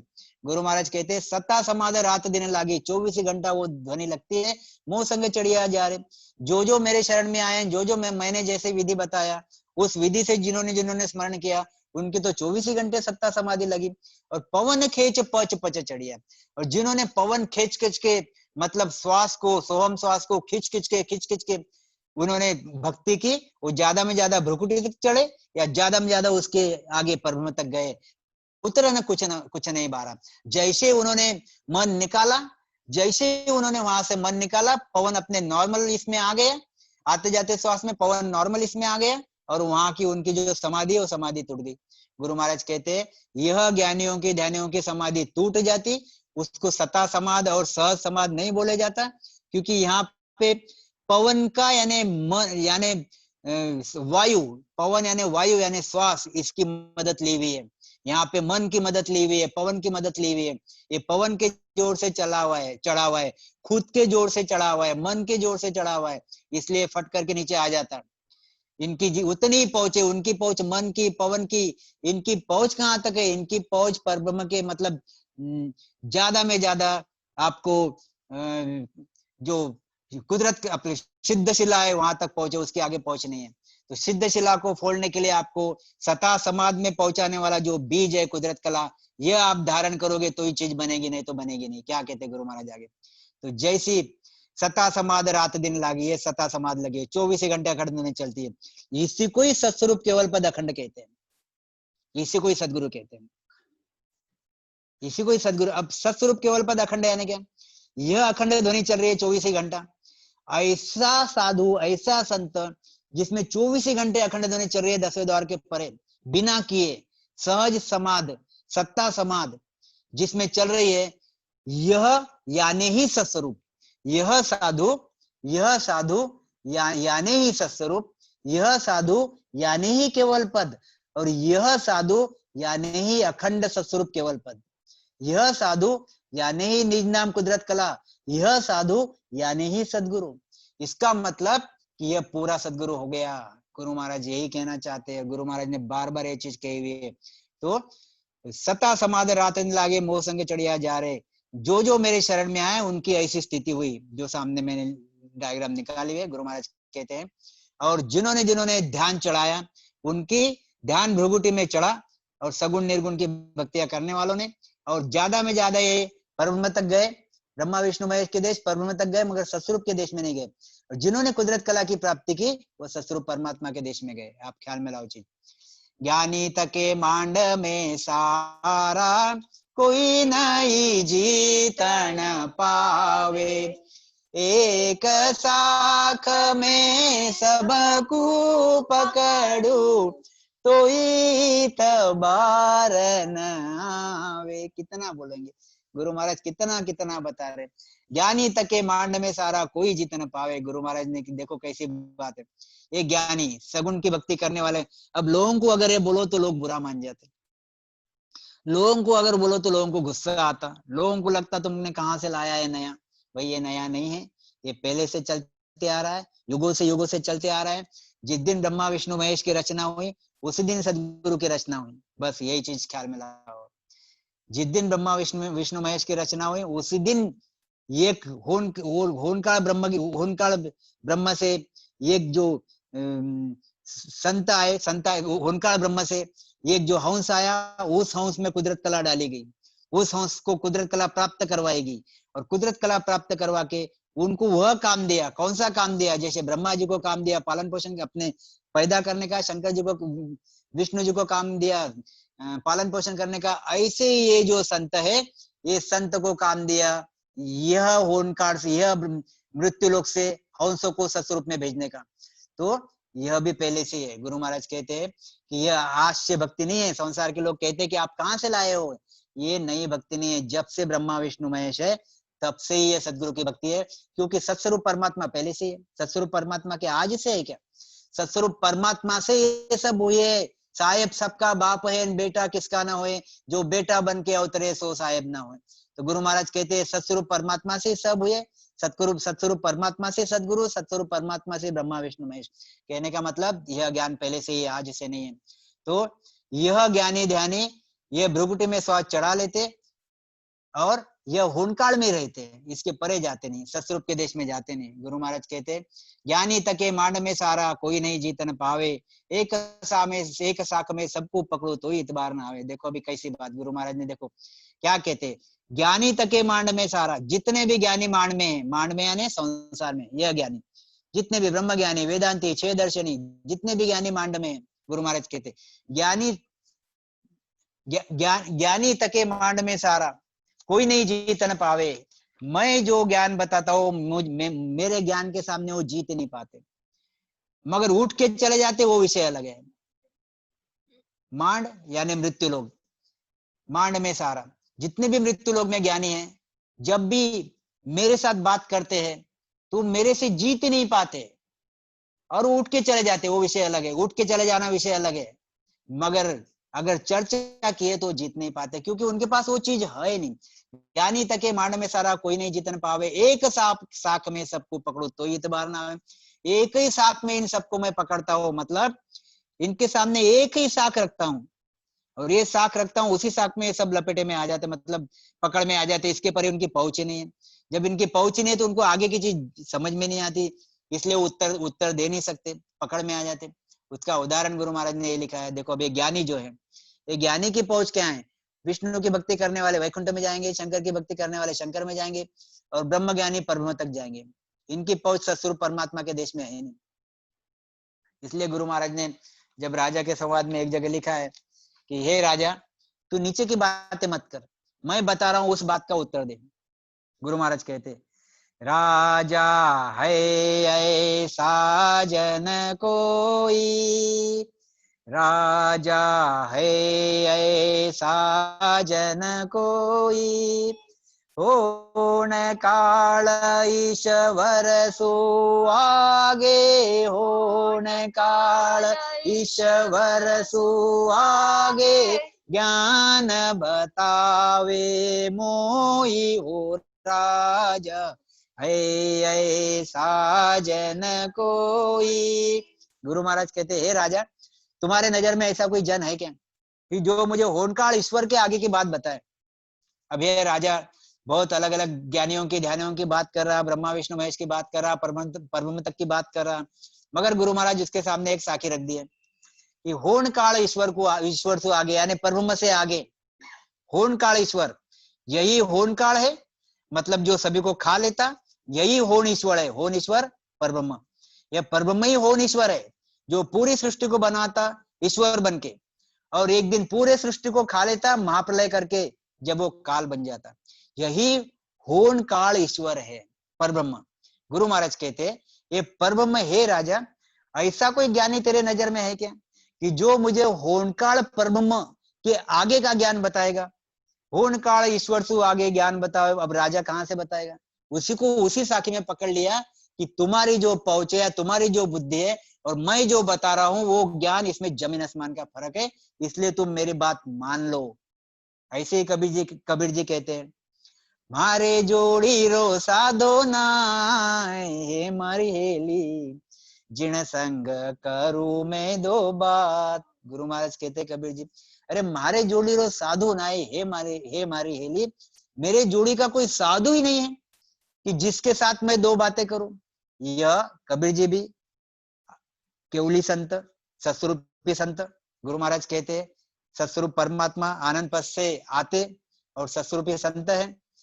ऐसे यह जो संत है, यही संत जब आए तब उन्होंने यही ज्ञान दिया लोगों को, यही बात बताई कि तभी तो बहुत ज्ञानी ध्यानी थे, मगर कबीर जी कहते थे कि मेरे जोड़ी का कोई साधु ही नहीं है, क्योंकि मैं सस्वरूप की बात करता हूँ और ये होनकाल की बात करते हैं जो साधु, इसलिए मेरी जोड़ी के साधु है नहीं, मेरी भाषा इनको समझती भी नहीं है। तो क्या कहते गुरु महाराज, देखो आप, एक साख में सबको पकड़ो तो ही इतबार ना आवे, क्या कहते, माया चरित्र नहीं केवल में पाखंड रूपी भाई, माया चरित्र नहीं केवल में पाखंड रूपी भाई, जे परचा बाहिर लाहुवे केवल लजायो आई। माया चरित्र नहीं केवल में, गुरु महाराज कहते हैं मेरे ज्ञान में कोई प्रकार का माया नहीं, कोई प्रकार का चरित्र नहीं, कोई प्रकार का पाखंड नहीं, यह केवल में मेरे ज्ञान में ये पाखंड होते नहीं, क्योंकि ये माया चरित्र है क्या, तो माया चरित्र होनकाल की कला है। माया चरित्र क्या है, तो ये जो परब्रह्म की कला है, ये कला माया चरित्र है। माया चरित्र यानी क्या, कि अलग अलग प्रकार की जो सिद्धाई प्राप्त करना, और सिद्धाई प्राप्त करके फिर लोगों के सामने वो सिद्धाई सामने रखना। जैसे कोई कोई सिद्धांत ज्ञानी साधु अपने हाथ में 3 लोग चारों दिशा बता देते हैं, कोई कोई सिद्धांत ज्ञानी एक पलक में 3 लोगों में फिर के आ जाते हैं, स्वर्ग मृत्यु पाताल में एक पलक में फिर के आ जाते हैं। कोई कोई सिद्धांत ज्ञानी मन की बातें कह देते हैं, सामने वाला अगर सामने से आता है कोई तो उसका नाम कह देगा, उसके मन की बात कह देगा, और वो चाहता है वैसा काम भी उसका कर देगा। कोई कोई सिद्धांत ज्ञानी वो पूरे ब्रह्मांड को 1 मिनट में खत्म कर देगा और तभी के तभी बना देगा, ऐसे भी ज्ञानी हो गए संसार में। गुरु महाराज कहते हैं यह सब होनकाल की कला है, कला कला में फेर कहावे जे समझे नर नारी, होनकाल की कला बहुत है सो सब तजो विचारी। गुरु महाराज कहते क्यों तजो, क्यों इस कलाओं से आपको आवागमन का चक्कर खत्म नहीं होता। तो ये होनकाल की कला है, मेरे केवल की भक्ति में ऐसे होनकाल का बीज न होने के कारण या ऐसी कोई भी कला मेरे केवल की भक्ति में है नहीं। और जो एक कला बताता है और कहता है मैं कैवल्य की भक्ति कर रहा हूं, वो निश्चित ही कैवल्य की भक्ति नहीं कर रहा है, वो सिर्फ कैवल्य को लजा रहा है। वो बोल बोल के कि मैं कैवल्य की भक्ति कर रहा हूं या फिर मैं केवल ही हूं, ऐसा बोल बोल के वो केवल को लजा रहा है, मतलब केवल की वो वैल्यू कम कर रहा है, वो कैवल्य की वैल्यू, वो सस्वरूप परमात्मा की कीमत कम कर रहा है। गुरु महाराज कहते हैं कि माया चरित्र नहीं केवल में पाखंड रूपी भाई, जे पर्चा बाहर ला हुए केवल लजायो आई। तो यह बाहर के पर्चे मेरे इसमें होते नहीं, मेरे इसमें पर्चे जरूर होते हैं, और मेरे इसमें पर्चे जो होते हैं वो घट के अंदर होते हैं। घट के अंदर जब कंटक कमल में हम जाते हैं तब भी पर्चा होता है, फिर उसके नीचे हम जब मध्य कमल में आते हैं, समझो हृदय कमल में आते हैं, फिर नाभि में आते हैं, हर जगह हमको कुछ ना कुछ ऐसे चीज बनती है, ऐसी अनुभूति होती है कि जो अनुभूति हमको ये बताती है कि यह हमारा जो नाभि का स्थान है, यह हमारा बंकनाल का स्थान है, यह हमारा मेरुदंड का स्थान है, और त्रिगुटी पे हमको 24 घंटे ध्वनि लगती है, त्रिगुटी पे हमको एक बहुत बढ़िया सुख मिलता है, त्रिगुटी पे हमको हमारे नैना ऊपर जाते हैं, त्रिगुटी हमको त्राटक बन लगता है। ये सब चीजें जो पर्चे चमत्कार, जो अंदर के चमत्कार है, जो अखंड ध्वनि जो बाहर है ये भी चमत्कार ही है, जो अखंड ध्वनि लगती है 24 घंटे चमत्कार ही चलता है। तो ये जो चमत्कार है, ये चमत्कार कुदरत कला के चमत्कार है, जो अंदर घट में दिए जाते, बाहर नहीं दिए जाते। ये बाहर के चमत्कार जो है, जो होनकाल परब्रह्म के है, और कुदरत कला के चमत्कार अनुभूति से आते हैं, अनुभूति करना पड़ता है। तो गुरु महाराज कहते हैं जो बाहर के पर्चे बताएगा मुझे ऐसे ऐसे पर्चा होता है और कहता है कि मैं कैवल्य ज्ञानी हूं, तो गुरु महाराज कहते हैं केवल को लजा रहा है, मेरे भक्ति में कोई प्रकार का ऐसा पर्चा चमत्कार मिलता नहीं है।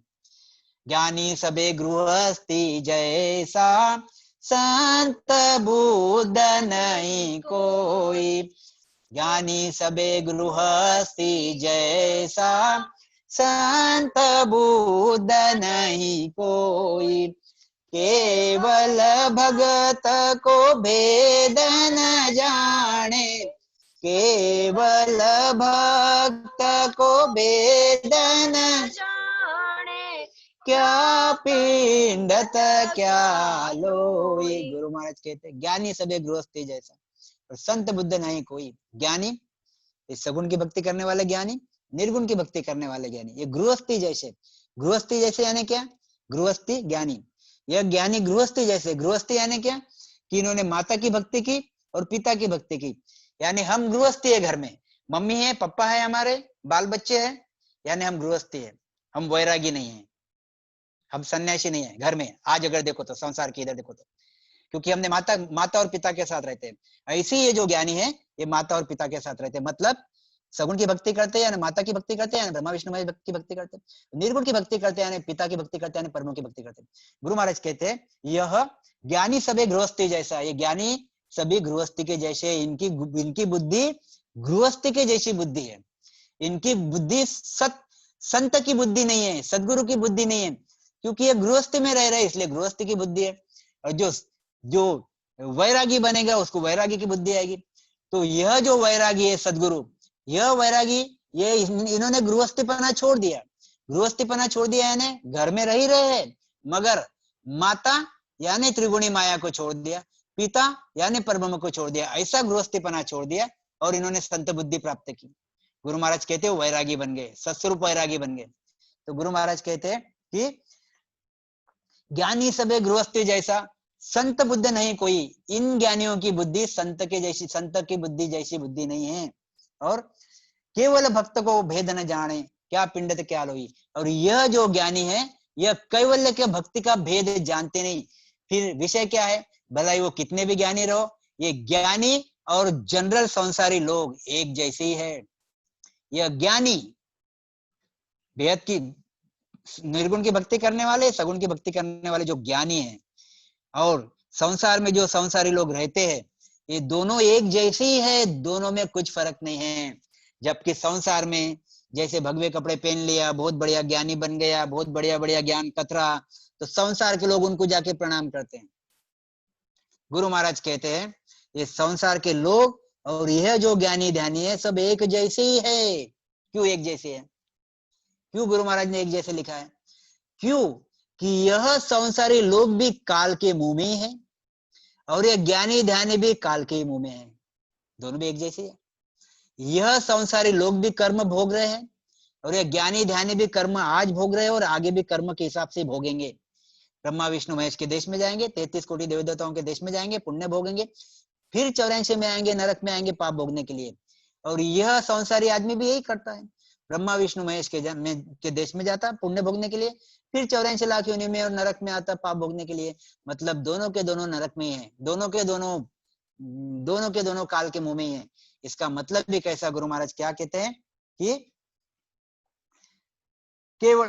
केवल भक्ति को भेद न जाने क्या पंडित क्या लोई। भला वो पंडित कितना भी बड़ा हो तो भी यह जनरल संसारी आदमी है, क्योंकि केवल की भक्ति जानता नहीं, यह काल के मुंह में है। क्या कहते हैं गुरु महाराज? देखो आप, मैं तो भगत करुण पद की जाता कोई शन पायो। मैं तो भगत करुण पद की ताको ईशन पायो।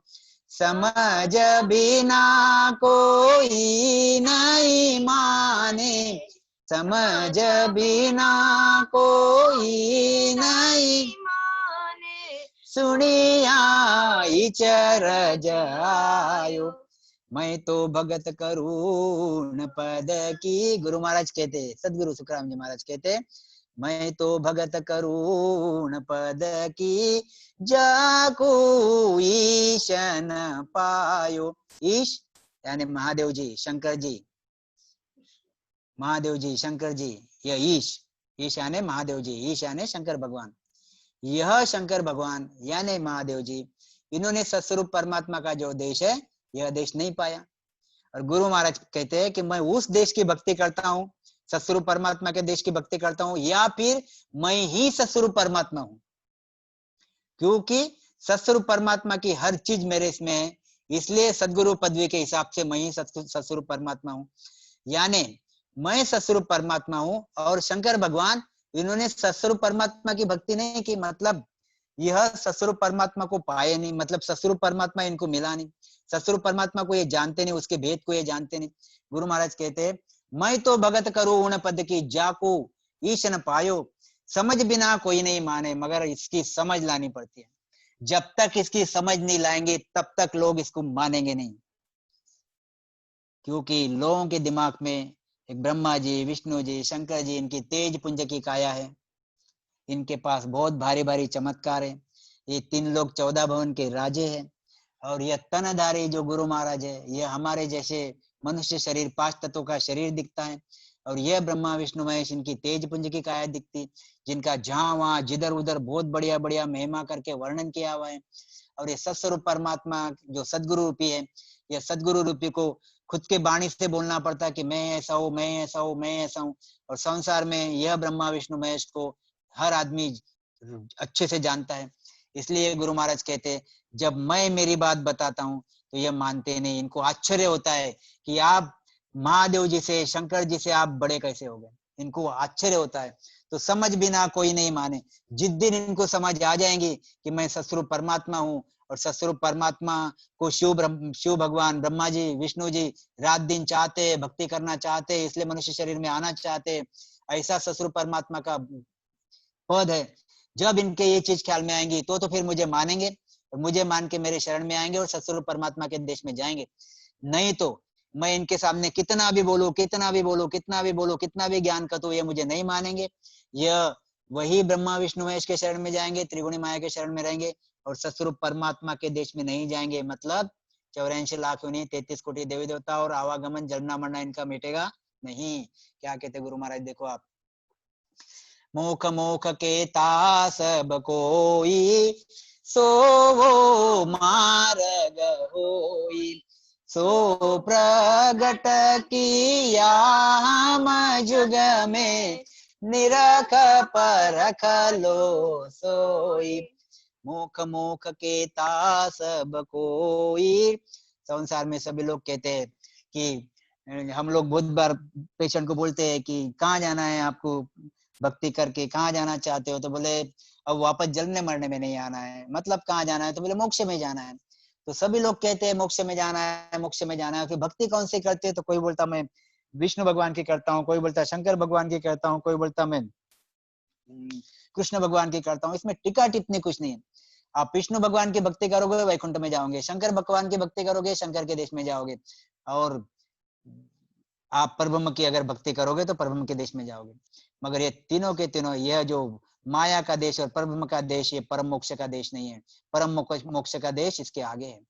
इसलिए कहने के लिए तो सभी कहते हैं कि मुझे मोक्ष में जाना है और मोक्ष की भक्ति करता हूँ, मोक्ष की भक्ति करता हूँ।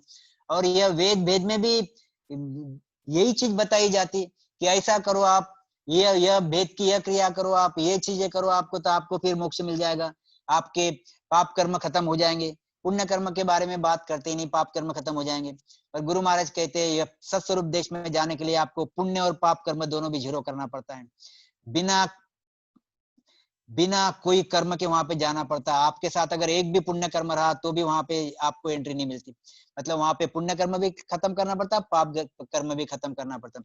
और यहाँ पे वेदों में भेदों में यही चीज लिखी हुई है कि आपके पाप कर्म सब खत्म हो जाएंगे। तो यही एक फर्क हो सकता है। गुरु महाराज कहते हैं कि यहाँ पे पूरे कर्म खत्म करना पड़ता है, यहाँ पे शायद कर्म, यहाँ पे पाप कर्म पुण्य कर्म खत्म होते नहीं, इसलिए यह देशों में घूमते रहते। और वैसे भी कहते हैं कि विष्णु के देश में जाओ तो आप पुण्य कर्म लेके जाओ, आप देवी देवताओं के देश में जाओ पुण्य कर्म लेके जाओ। तो ये कर्म की, यह जो देश है ये कर्म के देश है, और सत्स्वरूप परमात्मा में कर्म चलता नहीं।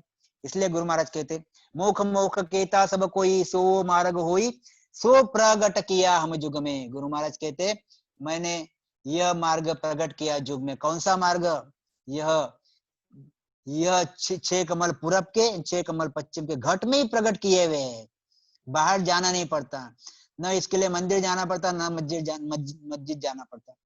कबीर जी इसलिए कहते हैं कि पहाड़ तोड़कर पत्थर मंगाया, उसकी मूर्त बनाई, वो मूर्त कुछ बोले न चाले, उस पे शीश नवाई, अंधेरे दुनिया भजन बिना कैसे तरेगी। अगर तुमको तरना है तो तुमको नैन की प्राप्ति करके 6 कमल पूरब के 6 कमल पश्चिम के छेदन करके घट में ही मुझको कहाँ ढूंढे रे भैया, मैं तो तेरे पास में, ना मंदिर ना मस्जिद ना काबा कैलाश में, आत्म में परमात्मा। गुरु महाराज कहते तो यह घट में ही परमात्मा मिलता। सभी लोग कहते हैं कि घट में परमात्मा मिलता, मगर ढूंढता कोई नहीं। तो गुरु महाराज यही कहते हैं कि मोख मोख केटा सब कोई सो मार्ग होई। कबीर जी कहते भक्ति भक्ति सब कोई कहे, भक्ति न जाने भेव। अरे पूर्ण भक्ति जब मिले कृपा करे गुरुदेव। जब सही गुरुदेव के शरण में आओगे, जब वो कृपा करेंगे, तो ये भक्ति का भेद है। 6 कमल पूरब के 6 कमल पश्चिम के छेदन करना, छेदन करके अखंड ध्वनि होना, इसको पूर्ण भक्ति कहते हैं। अरे भक्ति भक्ति सब कोई कहे, भक्ति न जाने भेव। पूर्ण भक्ति जब मिले, ये अखंड ध्वनि जब लगती है, इसको पूर्ण भक्ति कहते हैं। पूर्ण भक्ति जब मिले कृपा करे गुरुदेव। जब गुरुदेव कृपा करते तो ही तो पूर्ण भक्ति मिलती है, नहीं तो पूर्ण भक्ति मिलती नहीं। यही गुरु महाराज कहना चाहते हैं कि अंध मुंद में मोख मोख केता सब कोई, सो मार्ग होई। सो प्रगट किया हम जग में, निरख परख लो सोई। आप निरख परख के इसको करके देख लो। आप बराबर सदगुरु के चरण में आओ, निज मन दो, धारोदार राम स्मरण करो, और एक एक स्थान आपका करके देख लो। आपका एक एक स्थान होके आपको अखंड ध्वनि लगेगी। अगर आपको अखंड ध्वनि नहीं लगी, मेरे भक्ति को गलत मानना, वापस मेरे भक्ति को करना मत, या मुझे गलत मानना। मतलब गुरु महाराज ऐसा कहना चाहते हैं। इतना गुरु महाराज जिसको दावे के साथ कहते, ठोक के ठोक बजा के कहते कि मोख मोख केता सब कोई, सो मार्ग होई। और सो प्रगट किया हम जुग में, नरक निरख परख लो सोई। अंध मुंद में मेमा कर गया। गुरु महाराज कहते अंध मुंद में मेमा कर गया, सत स्वरूप की सारा। गेल भेद फक्त 5 मिनट भागवत बहु 5 मिनट खाली खत्म हो जाएगा। नहीं करिए, आराम से लीजिए साहब, जल्दी नहीं है। अंध मुंद में मेमा कर गया, सत स्वरूप की सारा। गेल भेद पाया बिन बकिया। देखो कितना कैसे गुरु महाराज ने लिखा है, गेल भेद पाया बिन बकिया, कोई नहीं उतरे पारा। हम भी संसार में लोगों को कहते हैं ये बकिया शब्द, देखो कैसी बात है। हम भी संसार में लोगों को कहते हैं अरे क्यों तू फुकट जलम गमा रहा है। हम भी संसार में लोगों को कहते हैं तू निकामा काम क्यों कर रहा है। ये शब्द हम वापरते हैं क्योंकि हम फुकट की बकबक क्यों करता, क्या मिलने वाला है तेरे को इसमें। गुरु महाराज यही कहना चाहते हैं कि गेल भेद पाया बिन बकिया, जो रास्ता है जाने का, ये रास्ता क्या है। गुरु महाराज कहते कि यह रास्ता है गेल। गेल यानी रास्ता, यह कंठ स्थान से 6 कमल पूरब के 6 कमल पश्चिम के, यह रास्ता है। भेद कौन सा है। गुरु महाराज को प्रणाम करो, गुरु महाराज के शरण में जाओ, और गुरु महाराज के शरण में जाके गुरु महाराज का ज्ञान सुनो। ज्ञान सुन के यह निजमन गुरु महाराज को दो, और वही बात भेद सहित ज्ञान घट आवे, प्रेम भाव नेछो मन पावे। गुरु महाराज को प्रेम करो, मतलब नयनचर को प्रेम करो, निज नाम को प्रेम करो। भेद सहित ज्ञान घट आवे, प्रेम भाव नेछो मन पावे। भाव प्रकट करो, मतलब भाव प्रकट करो यानी अंदर से भाव आना चाहिए। और प्रेम भाव नेछो मन पावे, विश्वास रखो उस नयनचर पे, कुदरत कला पे। और मोक्ष मिलन की यही उपाय। जब हम यह भेद लेंगे और यह गेल यानी रास्ते से चलेंगे, तो हमारा ठिकाना आएगा। अभी संसार के लोगों को यह रास्ता पता नहीं, संसार के लोगों को भेद पता नहीं, और बोलते हैं कि मैं ये हठ योग साधना करता हूँ तो मैं मोक्ष में चले जाता हूँ। बोलते हैं मैं सांख्य योग साधना करता हूँ, मैं मोक्ष में चले जाता हूँ। बोलते हैं मैं ऐसी यह बाकी और ऐसी भक्तियां करता हूँ और मोक्ष में चले जाता हूँ। तो और ये मैं केवल का पद धारण कर लेता हूँ, मैं कैवल्य ज्ञानी हूँ। गुरु महाराज कहते हैं कि अंध मुंद में महिमा कर गया। अंध मुंद यानी बिना पता रहे। जैसे यहाँ पे हमने अमेरिका तो देखा नहीं, सिंगापुर तो देखा नहीं, और सिंगापुर न देखते हुए हमने सिंगापुर की महिमा कर दी। हम कितनी भी यहाँ से महिमा करें, हमने सिंगापुर देखा नहीं, हम सही महिमा कर भी नहीं पाएंगे, हमने वो पद देखा भी नहीं। इसलिए कितनी भी महिमा करो सही महिमा होगी नहीं, क्योंकि जो सिंगापुर देख के आया हुआ है वो बता देगा सिंगापुर में यहाँ पे। हमने यहाँ पे कितनी भी महिमा की तो भी हम झूठे कहलाए जाएंगे, क्योंकि हमने वो चीज देखी भी नहीं है। तो गुरु महाराज कहते हैं ये भी बाकी के जो संत है, बाकी के जो ज्ञानी ध्यानी है, ये ऐसी सस्वरूप की महिमा करते मगर करते कैसे, अंधमुंध में करते। अंधमुंध में करने यानी इनको वो चीज देखी भी नहीं है, फक्त ऊपर के ऊपर बोलते रहते।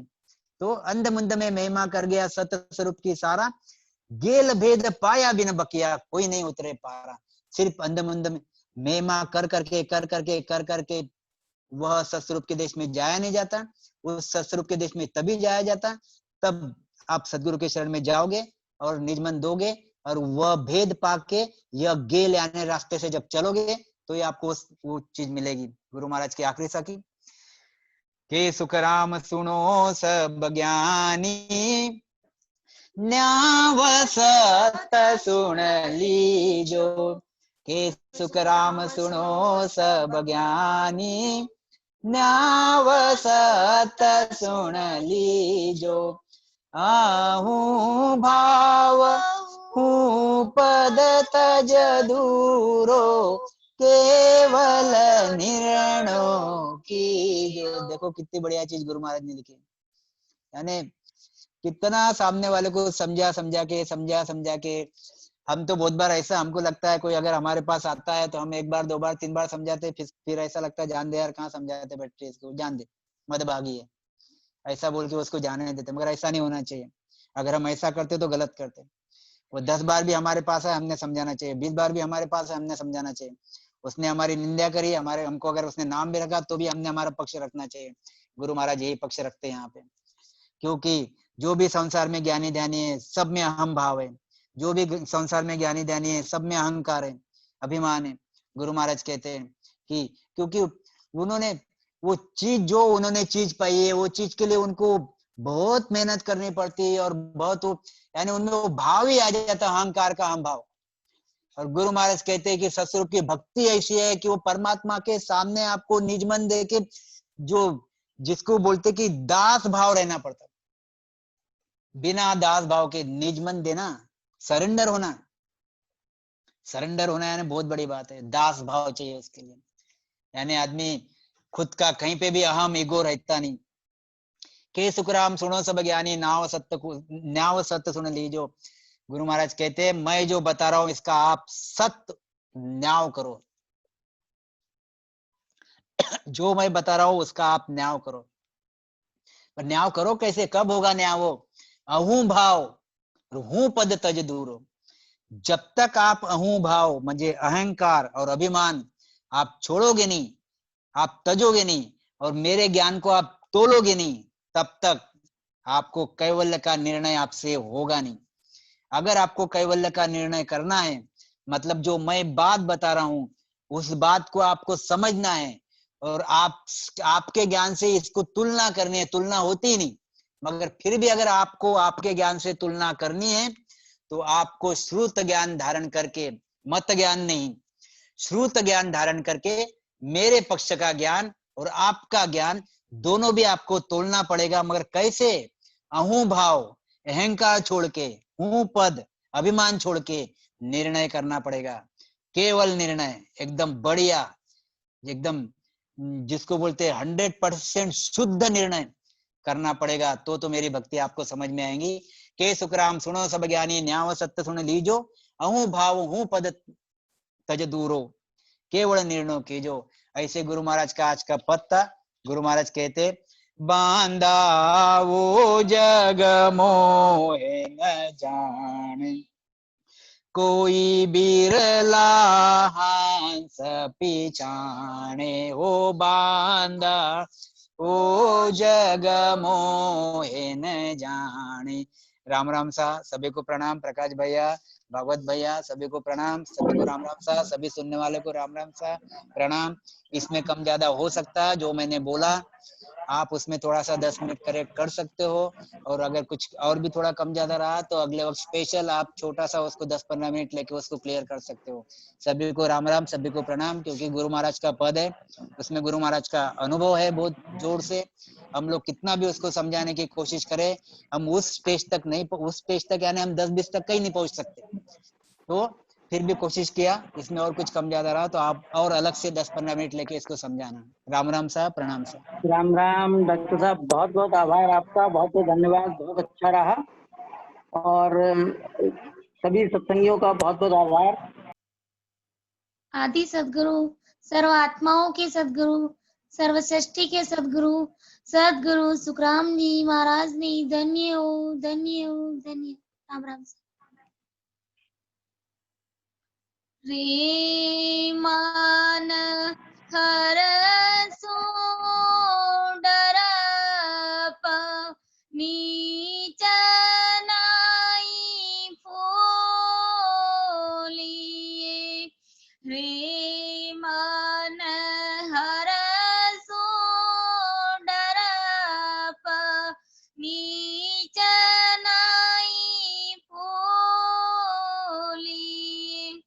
जिन कियो जोग तो ये ताए मत भूलिए।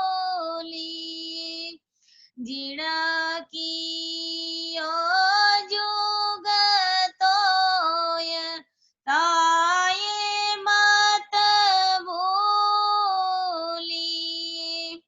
रे मान हर सो डरप नीच नाई फोलिए। तार्या तीरणा होए मार्या मर जाइए।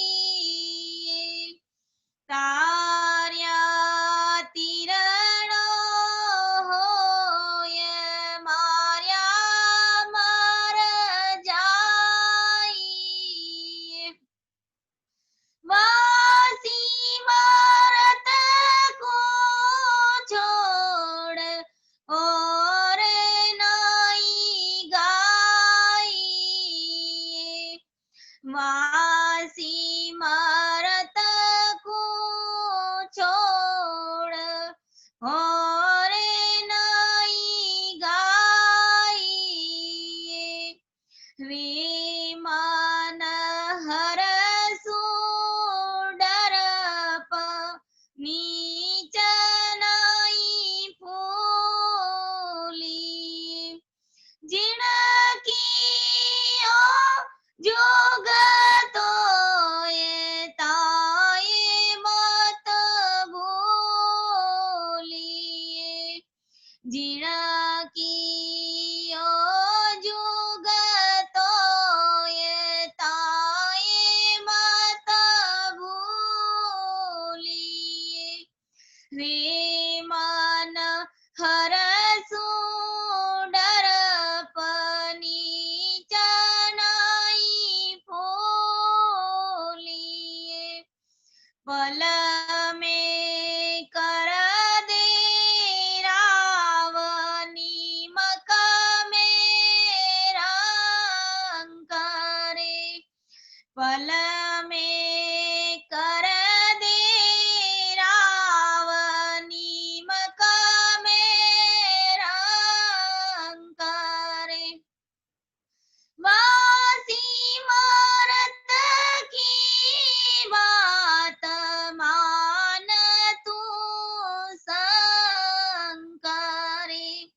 वासी मारत की बात मान तू शंकरे। रे मान हर सो डरप नीच नाई फोलिए। जिन कियो जोग तो ये ताए मत भूलिए। जिन कियो जोग तो ये ताए मत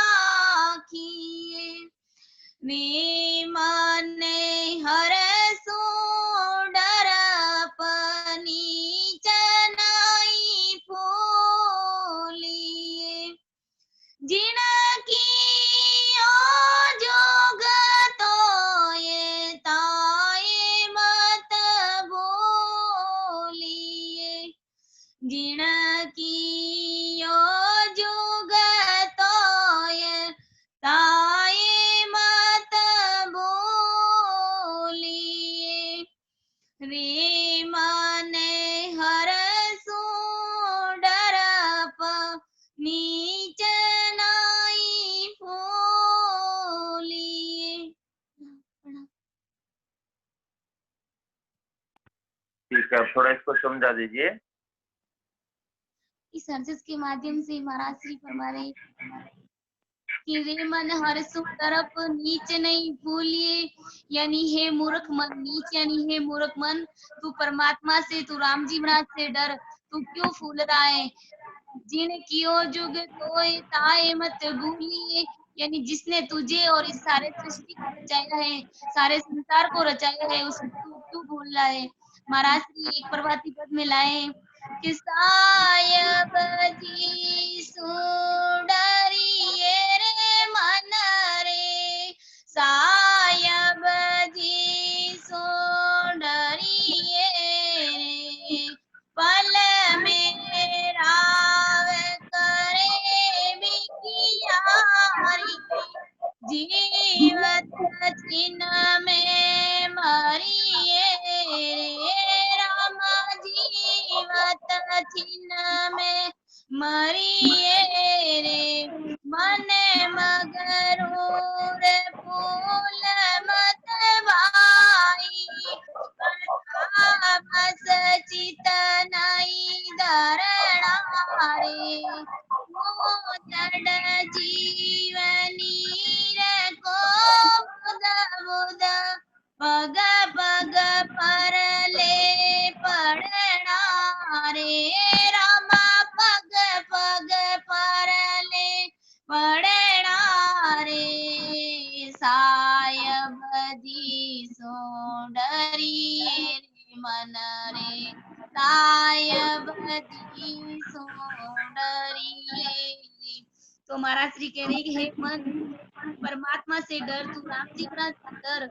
राम जी महाराज तुम्हें एक ही पल में राजा बना देते हैं और एक ही पल में तुम्हें भिखारी बना देते हैं, एक ही पल में तुझे मार भी सकते हैं। तू अभिमान में मत हो, चित्त में क्रोध मत कर, एक पानी के बुलबुले के समान हो। राम जी महाराज तुम्हारे साथ जैसा चाहे वैसा कर सकते हैं, इसलिए तू राम जी महाराज का स्मरण कर।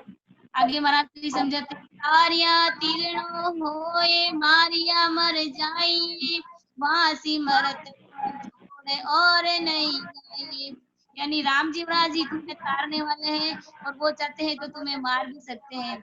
उस सिमरत साहेब को छोड़ मत, मतलब 3 लोग की भक्ति को मत अपना, भोपा बिरु खान उपासना के चक्कर में मत पड़, ऐसा राम जी महाराज समझा रहे हैं। पल में कर दे राव निमक में रंग करे, यानी एक ही पल में वो तुम्हें राजा बना देते हैं और एक ही पल में तुम्हें भिखारी बना देते हैं। वहाँ सिमरत की बात मान तू संकरे, यानी उस सिमरत साहेब की बात को तू मान, उस राम जी महाराज के डर को तुझे मानना पड़ेगा। मैं क्यों तो ही समझाए मद नहीं राखिए, महाराज श्री कहते हैं कि मैं तुम्हें समझा कर कहता हूँ, मत रख कैसे देव जी तो ये गरीबी राखिए। महाराज श्री कहते हैं कि गरीबी भाव को धारण कर और परमात्मा की भक्ति कर। राम राम साहब, प्रणाम।